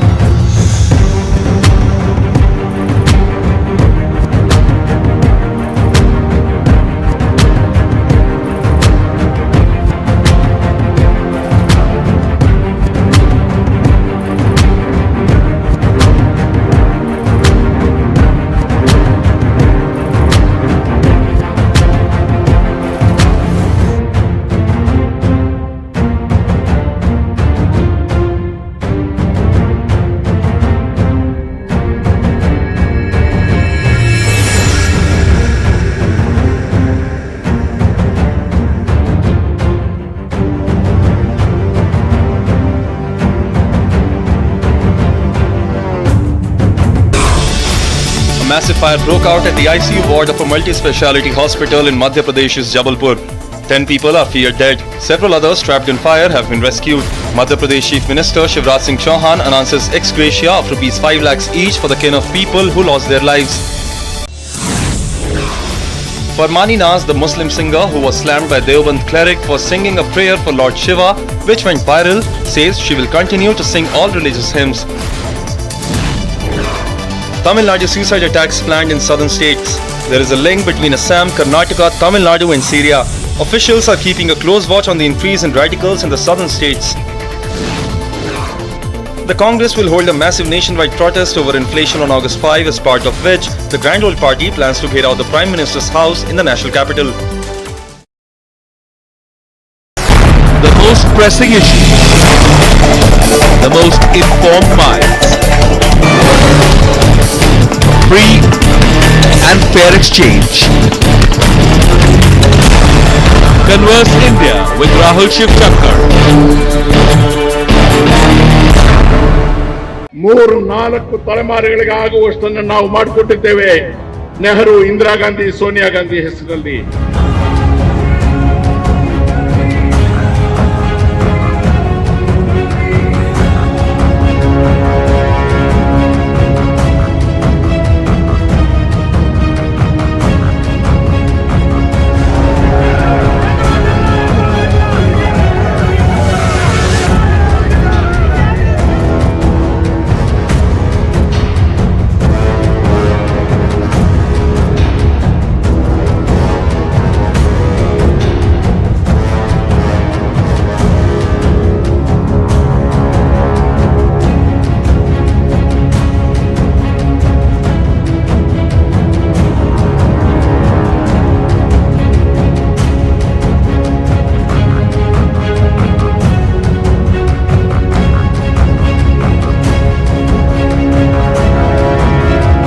Congress ಅನ್ನು ಬಲಗೊಳಿಸಬೇಕು, ಸೋನಿಯಾ ಗಾಂಧಿ ಅವರಿಗೆ ಶಕ್ತಿ ತುಂಬಬೇಕು, ನೈತಿಕವಾಗಿ ಅವರಿಗೆ ಒಂದು ಸಮಾಧಾನ ಇವತ್ತು ಆಗಬೇಕು. ನನಗೆ ಒಂದು ಸಮನ್ಸ್ ಕೊಟ್ಟಿದ್ದಕ್ಕೆ ಕಾಂಗ್ರೆಸ್ನ ಕಾರ್ಯಕರ್ತರು ದೇಶಾದ್ಯಂತ ನನ್ನ ಜೊತೆಗೆ ನಿಂತಿದ್ದಾರೆ. ನನ್ನ ಗಂಡನ ಪ್ರಾಣ ಕಳ್ಕೊಂಡಿದ್ದಕ್ಕೆ, ನನ್ನ ಮಗನ ಕಷ್ಟಕ್ಕೆ, ನಮ್ಮ ಅತ್ತೆಯ ಕಷ್ಟಕ್ಕೆ, ನೆಹರು ಮಾಡಿದ ಕಷ್ಟಕ್ಕೆ ಈ ದೇಶದ ಜನ ನಮ್ಮ ಋಣ ತೀರಿಸಿಕೊಳ್ತಾ ಇದ್ದಾರೆ ಅಂತಕ್ಕಂಥ ಒಂದು ಸಮಾಧಾನ ಇವತ್ತು ಸೋನಿಯಾ ಗಾಂಧಿ ಅವರಿಗೆ ಆದ್ರೆ ನಾವೆಲ್ಲರೂ ತಿಂತಕ್ಕಂಥ 2 ಹೊತ್ತಿನ ಊಟ ಸಾರ್ಥಕ ಆಗುತ್ತೆ. 3-4 ತಲೆಮಾರುಗಳಿಗೆ ಆಗುವಷ್ಟನ್ನು ನಾವು ಮಾಡಿಕೊಟ್ಟಿದ್ದೇವೆ ನೆಹರು, ಇಂದಿರಾ ಗಾಂಧಿ, ಸೋನಿಯಾ ಗಾಂಧಿ ಹೆಸರಲ್ಲಿ. ಈ ಕಿಂಚತ್ತು ತ್ಯಾಗಕ್ಕೆ ನಾವು ತಯಾರಾಗದೆ ಹೋದ್ರೆ ನಾವು ಇನ್ನು ಮುಂದಕ್ಕೆ ತಿಂತಕ್ಕಂಥ ಅನ್ನದಲ್ಲಿ ಹುಳು ಬೀಳುತ್ತೆ.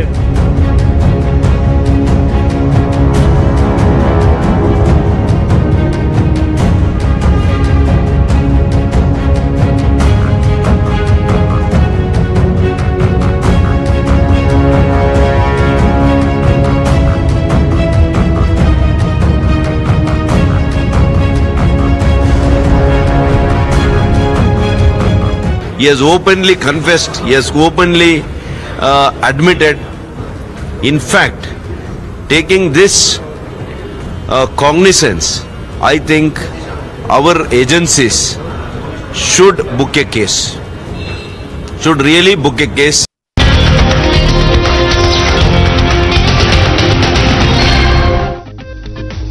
Hello and a very warm welcome. You're watching News Now Overnight with me, Priya Bahel. Let's bring you up to speed with all that happened this Monday.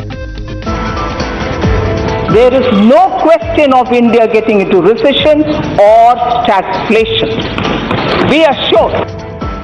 Addressing debate on price rise in the Parliament, Finance Minister Nirmala Sitharaman assures everyone no question of stagflation and recession with the current state of Indian economy. Says the country has done much better than others despite adverse circumstances. Day after arrest, Shiv Sena MP Sanjay Raut sent to 4-day ED custody. Agency tells court Raut and his family members were direct beneficiaries of proceeds of crime in Patra Chaul land case. Uddhav Thackeray meets Raut's family, hails his MP facing money laundering charges as a true Shiv Sainik, blames the BJP for conspiring to finish regional parties. BJP backs ED action as based on hard evidence. As Sanjay Raut claims to be victim of vendetta, ED also accuses him of threatening a key witness in the Alibag land deal with rape and murder. Raut denies claims made by Swapna Patkar in her complaint. In a major setback for Smriti Beta's, details of Friday High Court order reveal it called Congress leader's allegations against Union Minister and her daughter seemingly bogus, malicious and lacking proof. Court also said no license, bar or restaurant in either Smriti or her daughter's name. Sacked Bengal Minister Partha Chatterjee denies having any link with the huge cash pile recovered from his associate Arpita Mukherjee's residences. BJP says Mamata must explain who does the cash belong. In custody since 46 days, Delhi Minister Satyendra Jain has not spent a single day in jail. After ED's submission, court stays sickness certificate, tells trial court not to consider LNJP's medical certificate. Times Now accesses details of the order that was issued last week. Times Now also unearths sinister ISIS plot hatched to shock and awe the country south of Vindhyas. Suspects arrested in Karnataka and Tamil Nadu reveal plan to unleash terror during Hindu festivals. Muslim singer voices Shiv Bhajan is slammed by Deoband cleric for un-Islamic act. Farmani Naz refuses to be cowed down, says an artist has no religion. Day after Kerala confirms first death due to monkeypox in India, a Nigerian man living in Delhi tests positive, becomes the second case in India. In Delhi, sixth in India. Now, Shiv Sena MP and Uddhav Thakere's closest aide Sanjay Raut has been sent to 3-day ED custody in multi-crore Patra Chaul developments case. The central agency will now get to grill Raut till the 4th of this month. The ED in its remand application has said that Sanjay Raut benefited from the money that was made by defrauding the Maharashtra Housing Development Authority. A builder close to Sanjay Raut, instead of developing the flats for 672 poor families displaced from Patra Chaul, sold off that land to private builders. In this fraud, 112 crore rupees were made by Praveen Raut, of which approximately 1 crore made its way to Sanjay Raut. ED also informed the court that Sanjay Raut used the proceeds of crime to buy several plots in Alibag and a flat in Bandra. ED initially sought 8-day custody of Raut, making serious charges not just of getting financial benefits but also being on a retainer of 2 lakh rupees per month given by Praveen Raut. The agency also said that Raut and family's trips were funded by Praveen, who was nothing but a laundering front of Sena MP. Sanjay Raut, on his part, has blamed the entire investigation on the change in government in Maharashtra. He told the court that an old complaint was suspiciously revived at a time when his party was involved in elections to the post of president and vice president in India. He even pleaded on medical grounds, but it all came to a naught. Even as the pressure is building up, the Shiv Sena has made it clear that they are firmly standing behind their leader. Uddhav Thackeray today first met the Samna editor's family and then made an impassioned speech about standing with his brother, who was a true Sainik. Even using a dialogue of the hit film Pushpa, he reiterated that like a real Shiv Sainik, Sanjay Raut झुकेगा नहीं. मुझे संजय राउत पर अभिमान है और बाला साहब का असली सैनिक सिर्फ वो पिक्चर देखने के लिए ठीक है, पुष्पा झुकेगा नहीं, लेकिन ये झुका नहीं. जो झुकने वाले थे वो हमाम में चले गए और झुकने वाला कभी शिवसैनिक नहीं हो सकता. जो भी लोग कह रहे थे कि हम बाला साहब की जो भी हमारे पास एक शिक्षा थी, शिक्षा म्हणजे मराठीतली नाही, शिकवण ज्याला म्हणतो, उसके ऊपर हम हमारा आगे की दिशा तय कर रहे हैं, तो ये बाला साहब ने दिखाई नहीं, दिशा नहीं है. जब सेकंड वर्ल्ड वॉर चल रहा था तो हिटलर एक समय ऐसे आया था कि उस वक्त लग रहा था कि शायद हिटलर जीत जाएगा, पूरी दुनिया को अपने कब्जे में ले लेगा. तो उस वक्त डेविड लो मतलब हिटलर बॉम्ब डालता था और डेविड लो एक कार्टून निकालता था और वो कार्टून का जो एक परिणाम हुआ करता था वो बम से भी ज्यादा होता था। और ऐसे कहा जाता है कि हिटलर ने उस वक्त अपने सारे लोगों को कहा था कि ये व्यक्ति है कौन, है कहाँ, इसे लेके आओ, जिंदा या मुर्दा जैसे है उसे लेके आओ।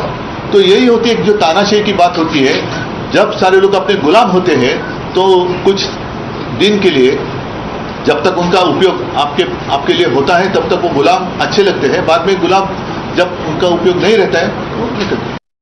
Sanjay Raut's arrest has also triggered strong reactions from the opposition, which has alleged misuse of central probe agencies by the BJP. Even as Senics hit the streets across Maharashtra, Shiv Sena also tabled a notice of suspension of business in Rajya Sabha, alleging an attempt to silence the opposition.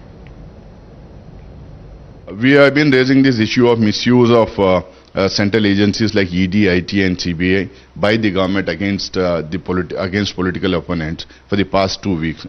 It was very obvious that Mr. Sanjay Raut was speaking against BJP, was speaking against the central government. So obviously he was being targeted. He is definitely paying the price for it, and they had already started all kinds of harassment tactics against him when this entire natak was being enacted in Maharashtra. देखिए जितनी भी central investigating agency है वो independently काम करती है। अगर किसी के खिलाफ उन्हें कुछ सबूत मिल गए तो समझ लेते हैं, हिरासत में लेते हैं। अब वो उनका काम कर रही है और ये अक्सर फैशन हो गई है। अगर विरोधी पक्ष के हैं तो आप यही बात करेंगे कि हमको बताया जा रहा है। अगर आप बेगुनाह है आपको डरने की कोई जरूरत नहीं है। 11 लाख रुपए की जो आपने उनके घर से बरामदगी की है उसका क्या आधार है? वो भ्रष्टाचार का पैसा है या उनकी बचत का पैसा है? कुछ तो स्पष्ट करो। ये ब्रेकिंग न्यूज बनाने के लिए कि 11.5 लाख रुपए मिल गया, जिस आदमी की तनख्वाह 2.25 लाख रुपए है, कार्रवाई हो रही है। अब बीजेपी कैसे भ्रष्टाचार के खिलाफ बोलती है? जिस पार्टी का राष्ट्रीय अध्यक्ष रक्षा सौदे में रिश्वत लेते हुए कैमरे पकड़ा गया हो, जो पार्टी येदियुरप्पा को भ्रष्टाचार के मामले में निकालती है फिर उसको मुख्यमंत्री बनाती है, वो क्या बोलेंगे? देखिए इन सारी बातों का खुलासा कोर्ट में होना है। कोई कुछ भी कहे, न्याय प्रक्रिया जो है वो अपना काम करती है और संजय राउत के वर्तमान हालात के बारे में कहने के लिए पार्टी के बड़े बड़े नेता ही उसके बारे में टिप्पणी कर पाएंगे। मैं सामान्य व्यक्ति हूं, सामान्य लोगों का काम करते रहता हूं। संजय राउत के घर में जो भी पैसे मिले 11 लाख रुपए, उसका हिसाब किताब तो संजय राउत ही दे पाएंगे। मुझे लगता नहीं कि और कोई भी दे पाएगा। What we will do I cannot say, but I can say that we are very concerned about the misuse of the ED. Government institutions are not there to serve political purposes. They should be doing a particular job. We've got an extraordinarily selective targeting of opposition people. And I find this quite unacceptable because we are a country where democracy is a value in itself and should be preserved. Opposition voices should not be stifled for one reason or another. ED जांच कर रही है और उनके आप body language देखें, उससे लगता नहीं है किस तरह से मफलर निकाल करके ये सब कर रहे हैं और इस तरह से कह रहे हैं कि हाँ मैं शिवसेना नहीं छोड़ूंगा। मानो ये इसलिए दबाव बन रहा है। ये वो पूरी तरह से दोषी है और ये जांच आज से नहीं चल रही है, लंबे समय से जांच चल रही है। मेरे ख्याल में कोई भी जांच एजेंसी जब किसी को हिरासत में गिरफ्तार करती है तो कुछ ना कुछ होता है। 11.5 लाख रुपए अनअकाउंटेड कैश अगर है तो उसका ब्यौरा दे दे। बार बार इस तरीके से सूत्रों के हवाले से ये इंफॉर्मेशन पास करना, बार बार मैं कहती हूं कि ये वही षड्यंत्र है क्योंकि ना तथ्य है ना सत्य है, पर क्योंकि उनको अरेस्ट करने के लिए वो किसी तरीके के बहाने बनाने हैं, वो ये बहाने दे रहे हैं। वो जॉइंट परिवार में रहते हैं, उनकी 2 बेटियां हैं, उनके भाई हैं, उनकी माता हैं, उनके फैमिली मेंबर्स हैं। अगर एक पूरे जॉइंट फैमिली में इतना थोड़ा कैश पाया जाता है, वो कहां से अनअकाउंटेड हो जाता है? आखिरकार लंबी तफ्तीश के बाद शिवसेना नेता की गिरफ्तारी हो गई। मद मस्ती और अहंकार के साथ यदि कोई सत्ता का दुरुपयोग करके जनता को लूटता है तो उन लोगों को अंततः परास्त ही होना है। Now, in a major setback coming in for the Congress leaders, the Delhi High Court has said that the charges leveled by them against Smriti Irani and her daughter of them owning and running an illegal bar in Goa are prima facie bogus and slanderous And the court also went as far as to say that no evidence has been produced to substantiate the claims. Times Now has accessed details of the court order that was issued last week when the court had wrapped 3 Congress leaders, Jairam Ramesh, Pawan Kheda and Nita D'Souza, asking them to remove their defamatory comments on Smriti Irani and her daughter. The details of this order have been released today, and it says that there is no bar license either in Smriti Irani or her daughter's name. That Smriti's daughter never even applied for a license either for a bar or a restaurant. It also says that Smriti Irani and her daughter do not own any restaurant or bar. Even the land on which the restaurant stands does not belong to either of them. The show cause notice issued by the Goa government that had been cited by the Congress party as an incriminating evidence also the court said was not in the daughter's name. Remember, the details of this order are coming after Union Minister Smriti Irani had filed a defamation suit against the Congress leaders for alleging that her daughter and herself were involved in some kind of corruption. Well, it was clear from day one that the charges leveled by the Congress party were not correct.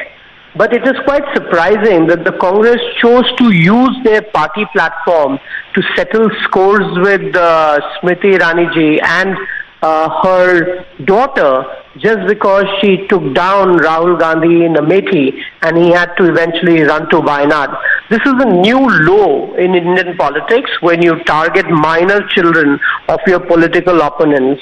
And the Congress should remember that not every politician's child is a delinquent like Rahul Gandhi is. So clearly, Smriti Irani and several other BJP leaders groom their children well enough so that they can be on their own. They don't need to lean on their parents and do dubious things like the Congress leaders and their children do. This must be a lesson for the Congress party. Now here is what the Congress leaders had alleged in a press conference as well as their social media posts which the court had ordered to be taken down. They said that Smriti Irani's daughter ran an illegal bar in Goa, license for which was fraudulently obtained in the name of a man who was already dead, and that all this was facilitated via Union Minister Smriti Irani's patronage.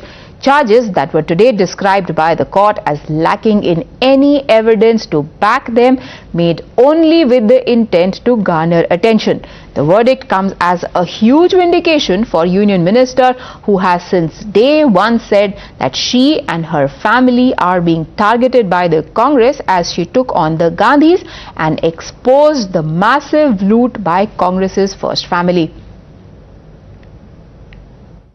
उस 18 साल की लड़की का दोष यह है कि उसकी मां ने सोनिया गांधी, राहुल गांधी के 5,000 करोड़ की लूट के ऊपर प्रेस वार्ता की। कांग्रेस के प्रवक्ताओं ने कटाक्ष करते हुए, हंसते हुए ये कहा कि मैं सोनिया और राहुल के खिलाफ प्रेस कॉन्फ्रेंस करती हूं। हां, करती हूं, करती रहूंगी। अब जवाब मैं मांगूंगी कोर्ट में। Moving on to another story coming in from UP, where YouTube singer Farmani Naz has drawn the ire of a Deoband-based Muslim cleric. Why? For her rendition of a Hindu hymn. Naz, who also participated in Indian Idol a few years ago, has been called un-Islamic for singing Har Har Shambhu. The track was uploaded on her YouTube channel during the month of Shravan. There's a section of people who slammed Farmani for allegedly hurting the sentiments of Muslims and slammed her for the same. Cleric Mufti Asad Kazmi is now demanding an apology from the singer, calling the act un-Islamic. देखिए, इस सिलसिले में मैं यही कहूँगा कि इस्लाम के अंदर किसी भी तरीके का नाच गाना जायज़ नहीं है। जो भी नाच गाना करते हैं या गाना गाते हैं वो शरन जायज़ नहीं है, हराम है, और हराम काम से मुसलमान को परहेज़ करना चाहिए। तो इस औरत ने जो गाना गाया है शरन जायज़ नहीं है, हराम है, इसको अल्लाह रब्बुल इज़्ज़त से तौबा करनी चाहिए। नहीं, इस्लाम से तो खारिज नहीं होते, लेकिन जिस तरीके की हरकत उसने की है, गाना गाया है, इससे उसको गुनाह मिला है, हराम काम किया है, तो हम उसको यही मशवरा देंगे कि हराम काम से परहेज़ करे, अल्लाह रब्बुल इज़्ज़त से तौबा करे। अल्लाह गफूर रहीम है, माफ़ फरमाने वाले हैं, माफ़ फरमा देंगे। Unfazed by the criticism coming her way, Farmani has asserted that she has done no wrong. The Muzaffarnagar-based woman, who makes a living from singing songs, has now 3.84 million subscribers. She has been speaking to media and saying that she is an artist. She now joins us on this broadcast. Thank you, Ms. Farmani, for joining us. I would first like to congratulate you for the courage that you have been displaying in the face of this criticism that has come your way. सबसे पहले तो आप हमें ये बताइए कि जब आपने ये गाना गाया तो कैसी प्रतिक्रिया आई आपको? सर, मेरे साथ कुछ नहीं हुआ और ना मुझसे किसी ने कहा और ना कोई इस तरह की कोई बात आई कि फतवा हो गया या ये हो गया। सर, ऐसा कुछ भी नहीं है, बिल्कुल भी। अच्छा, तो ये जो देवबंद के क्लेरिक हैं जो कह रहे हैं कि आपने जो काम किया है वो इस्लाम में हराम है, आपको इस बारे में क्या कहना है? सर जी, कुछ लोग हैं ऐसे जो कह देते हैं, बाकी देखो मुसलमान हर काम कर रहे हैं। इतनी औरतें हैं जो भरी पब्लिक में डांस भी करती हैं और गाने भी गाती हैं। बाकी मैं तो अपनी एक मर्यादा में रह के सिर्फ गाना गाती हूँ, भजन भी गा लेती हूँ, कव्वाली भी, हमारे सभी चीज के चैनल हैं तो सभी गा लेते हैं। बाकी कुछ लोग हैं जो ऐसा कह देते हैं, बाकी उलेमाओं ने या किसी मौलाना ने कोई ऐसा फतवा जारी नहीं किया जिससे कि भाई ये हो कि हाँ मुझ पे कोई फतवा आ गया, ऐसा कुछ भी नहीं हुआ। अच्छा, तो ये तो खाली एक देवबंद के उलेमा है जिन्होंने बोला है। इनफैक्ट बहुत सारे और क्लेरिक्स भी हैं जो आपके सपोर्ट में आके बोले हैं, बट इनकी बात छोड़ देते हैं। आपने जब ये गाना रिकॉर्ड किया, आपने जब रिलीज किया, हमें पता है कि ये वायरल हो गया, अभी कांवड़ यात्रा हुई थी जहां पे हर जगह ये गाना बज रहा था। और किस तरह की प्रतिक्रियाएं आपको मिली हैं इस गाने के ऊपर? सर, मेरे पास ना मुझसे किसी कहा, किसी भी मौलाना ने या मुफ्ती ने इस प्रकार की मुझसे कोई बात नहीं है। मैं खुद एक मुसलमान, पूरा जो गांव है हमारा, जो वहाँ पे काजी पठान सभी आदमी रहते हैं, तो वहाँ पे भी आके मुझसे किसी ने नहीं कहा और मतलब मुझे हिम्मत देते हैं, बढ़ा देते हैं, बोले कि अच्छा काम है, अच्छा करो, बहुत अच्छी बात है कि आप आगे बढ़ो। क्योंकि मैं हर चीज गाती हूँ भाई, मैं नज़म भी पढ़ती हूँ, मैं म्यूजिक के साथ गाने भी गाती हूँ, तो मैं सभी चीज करी मैंने, तो किसी ने अभी तक मुझसे कुछ नहीं कहा। बाकी कोई कुछ लोग हैं जो अभी मैंने सुनने में आई थी कि वीडियो ऐसी आई, वो बोलने के हराम है। देखो जी, मोहम्मद रफी साहब थे, इतना अच्छा भजन गाते थे, इतनी सारी गाके के उनकी कोई भी तुलना नहीं कर सकता। और मास्टर सलीम जी हैं जो कि जब तक उनका भजन नहीं बजता किसी मंडप में तो बारात नहीं चढ़ती। इतना अच्छा है कि तेरी जय हो गणेश, वो भी तो एक मुस्लिम है। बाकी ऐसा नहीं है कि सब अपना पेट भर रहे हैं, गाके कला है ये अच्छी। तो हम जब गाते हैं तो ये नहीं सोच के गाते कि भाई हम मुस्लिम क्यों गा रहे, बाकी हम सिर्फ इसलिए गाते हैं कि ये हमारा काम है और ये कला है और लोग हमारे बात देखते हैं कि हम उन्हें अच्छा कुछ नया सुनने को मिले। हमने सुना है कि आपका लाइफ बहुत स्ट्रगल से भरी रही है। आप रहती भी मुजफ्फरनगर में हैं, वो भी कोई एक छोटा सा शहर है जहां पे भी बहुत ज्यादा कंजर्वेटिव पॉपुलेशन ऐसा माना जाता है कि है। आपके आसपास के लोग, आपके रिश्तेदार, आपके पड़ोसी, उनका कैसा रिएक्शन रहा है? क्या उन्होंने भी आपको कभी रोका है ऐसा कुछ करने से?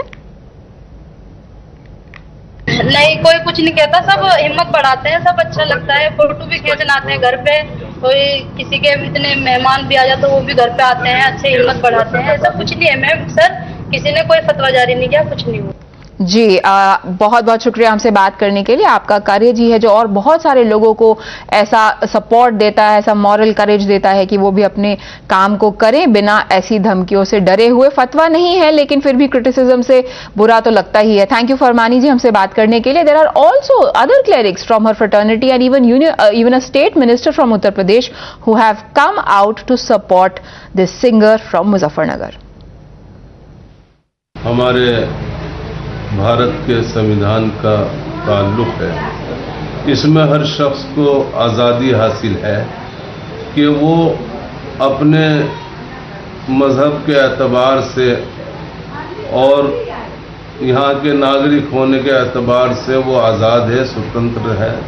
वो किसी भी मज़हब की तारीफ़ के लिए कुछ भी करे, लेकिन जहाँ तक अगर किसी मज़हब से, उसके अकायद से टकराव न हो, यानी किसी के भी जज्बात को अगर ठेस न पहुंचती हो, तो इसमें कोई हरज नहीं है। देखिए, संगीत एक कला है, हमको इसको एज ए कला देखना चाहिए। कोई भी संगीतकार जो है उसको कला की दृष्टि से देखना चाहिए और हम सबको समाज में एकता बनाए रखने में और समाज को उन्नति और तरक्की की तरफ ले जाने में अपनी भूमिका निभानी चाहिए। और ये वक्त है कि हम सबको विकास की बात सोचनी समझनी चाहिए। Meanwhile, in the parliament, finally there was a discussion on the issue of inflation and price rise after Lok Sabha Speaker earlier in the day revoked suspension of the Congress MPs from the House. And now Finance Minister Nirmala Sitharaman addressed the House and asserted that India does not face any risk of either recession or stagflation as its macroeconomic fundamentals are quote unquote perfect. She said that India continues to be a fast-growing economy and in the world, quoting reports of global agencies. Compared to what is happening in the rest of the world, just 2 or 3 highlights will tell you where India is compared to the rest of the world and why should we have to compare with the rest of the world. Because whether it was in 2008 or usse pehle, we've never seen a calamity of this kind, a pandemic of this kind, and coming out of the pandemic, even as all of us were trying to make sure that people in our constituencies, people in our states, people in our area are given that extra help, each at our own level. I recognize that everybody, members of parliament and also state governments have all played their role. Otherwise, India today will not be where it is compared to the rest of the world. So I fully credit the people of India for this kind of a, even against adversity, that we are able to stand up and be recognized as the fastest growing economy. And this is not my assessment. Repeatedly in the last 2 years, both World Bank, IMF and many other agencies are periodically giving an estimate of what the global trade is going to be like, what the growth of the global GDP is going to be like, and also recasting their assessment about what the world's growth is going to be and by country what the assessment is going to be. There is no question of India getting into recession or stagflation. Be assured, there is no question of us getting into either a stagflation or, like the US, they may say technical recession, whatever. However, the opposition does not share Finance Minister's optimism. They dubbed the data presented by her as mere jumla and then staged a walkout. Hindustan की आम लोगों को आज महंगाई के चलते जिस तरीके से उनको तरह तरह की समस्याओं को झेलने पड़ते, जैसे कि बाजार में आग लग चुके हैं, आर्थिक हालात जर्जर हो चुके हैं। इस हालात में जब आम लोग आर्थिक हालात को आज झेलते हुए परेशान है, आज चर्चा की मौका मिला, तो हमारे ये उम्मीद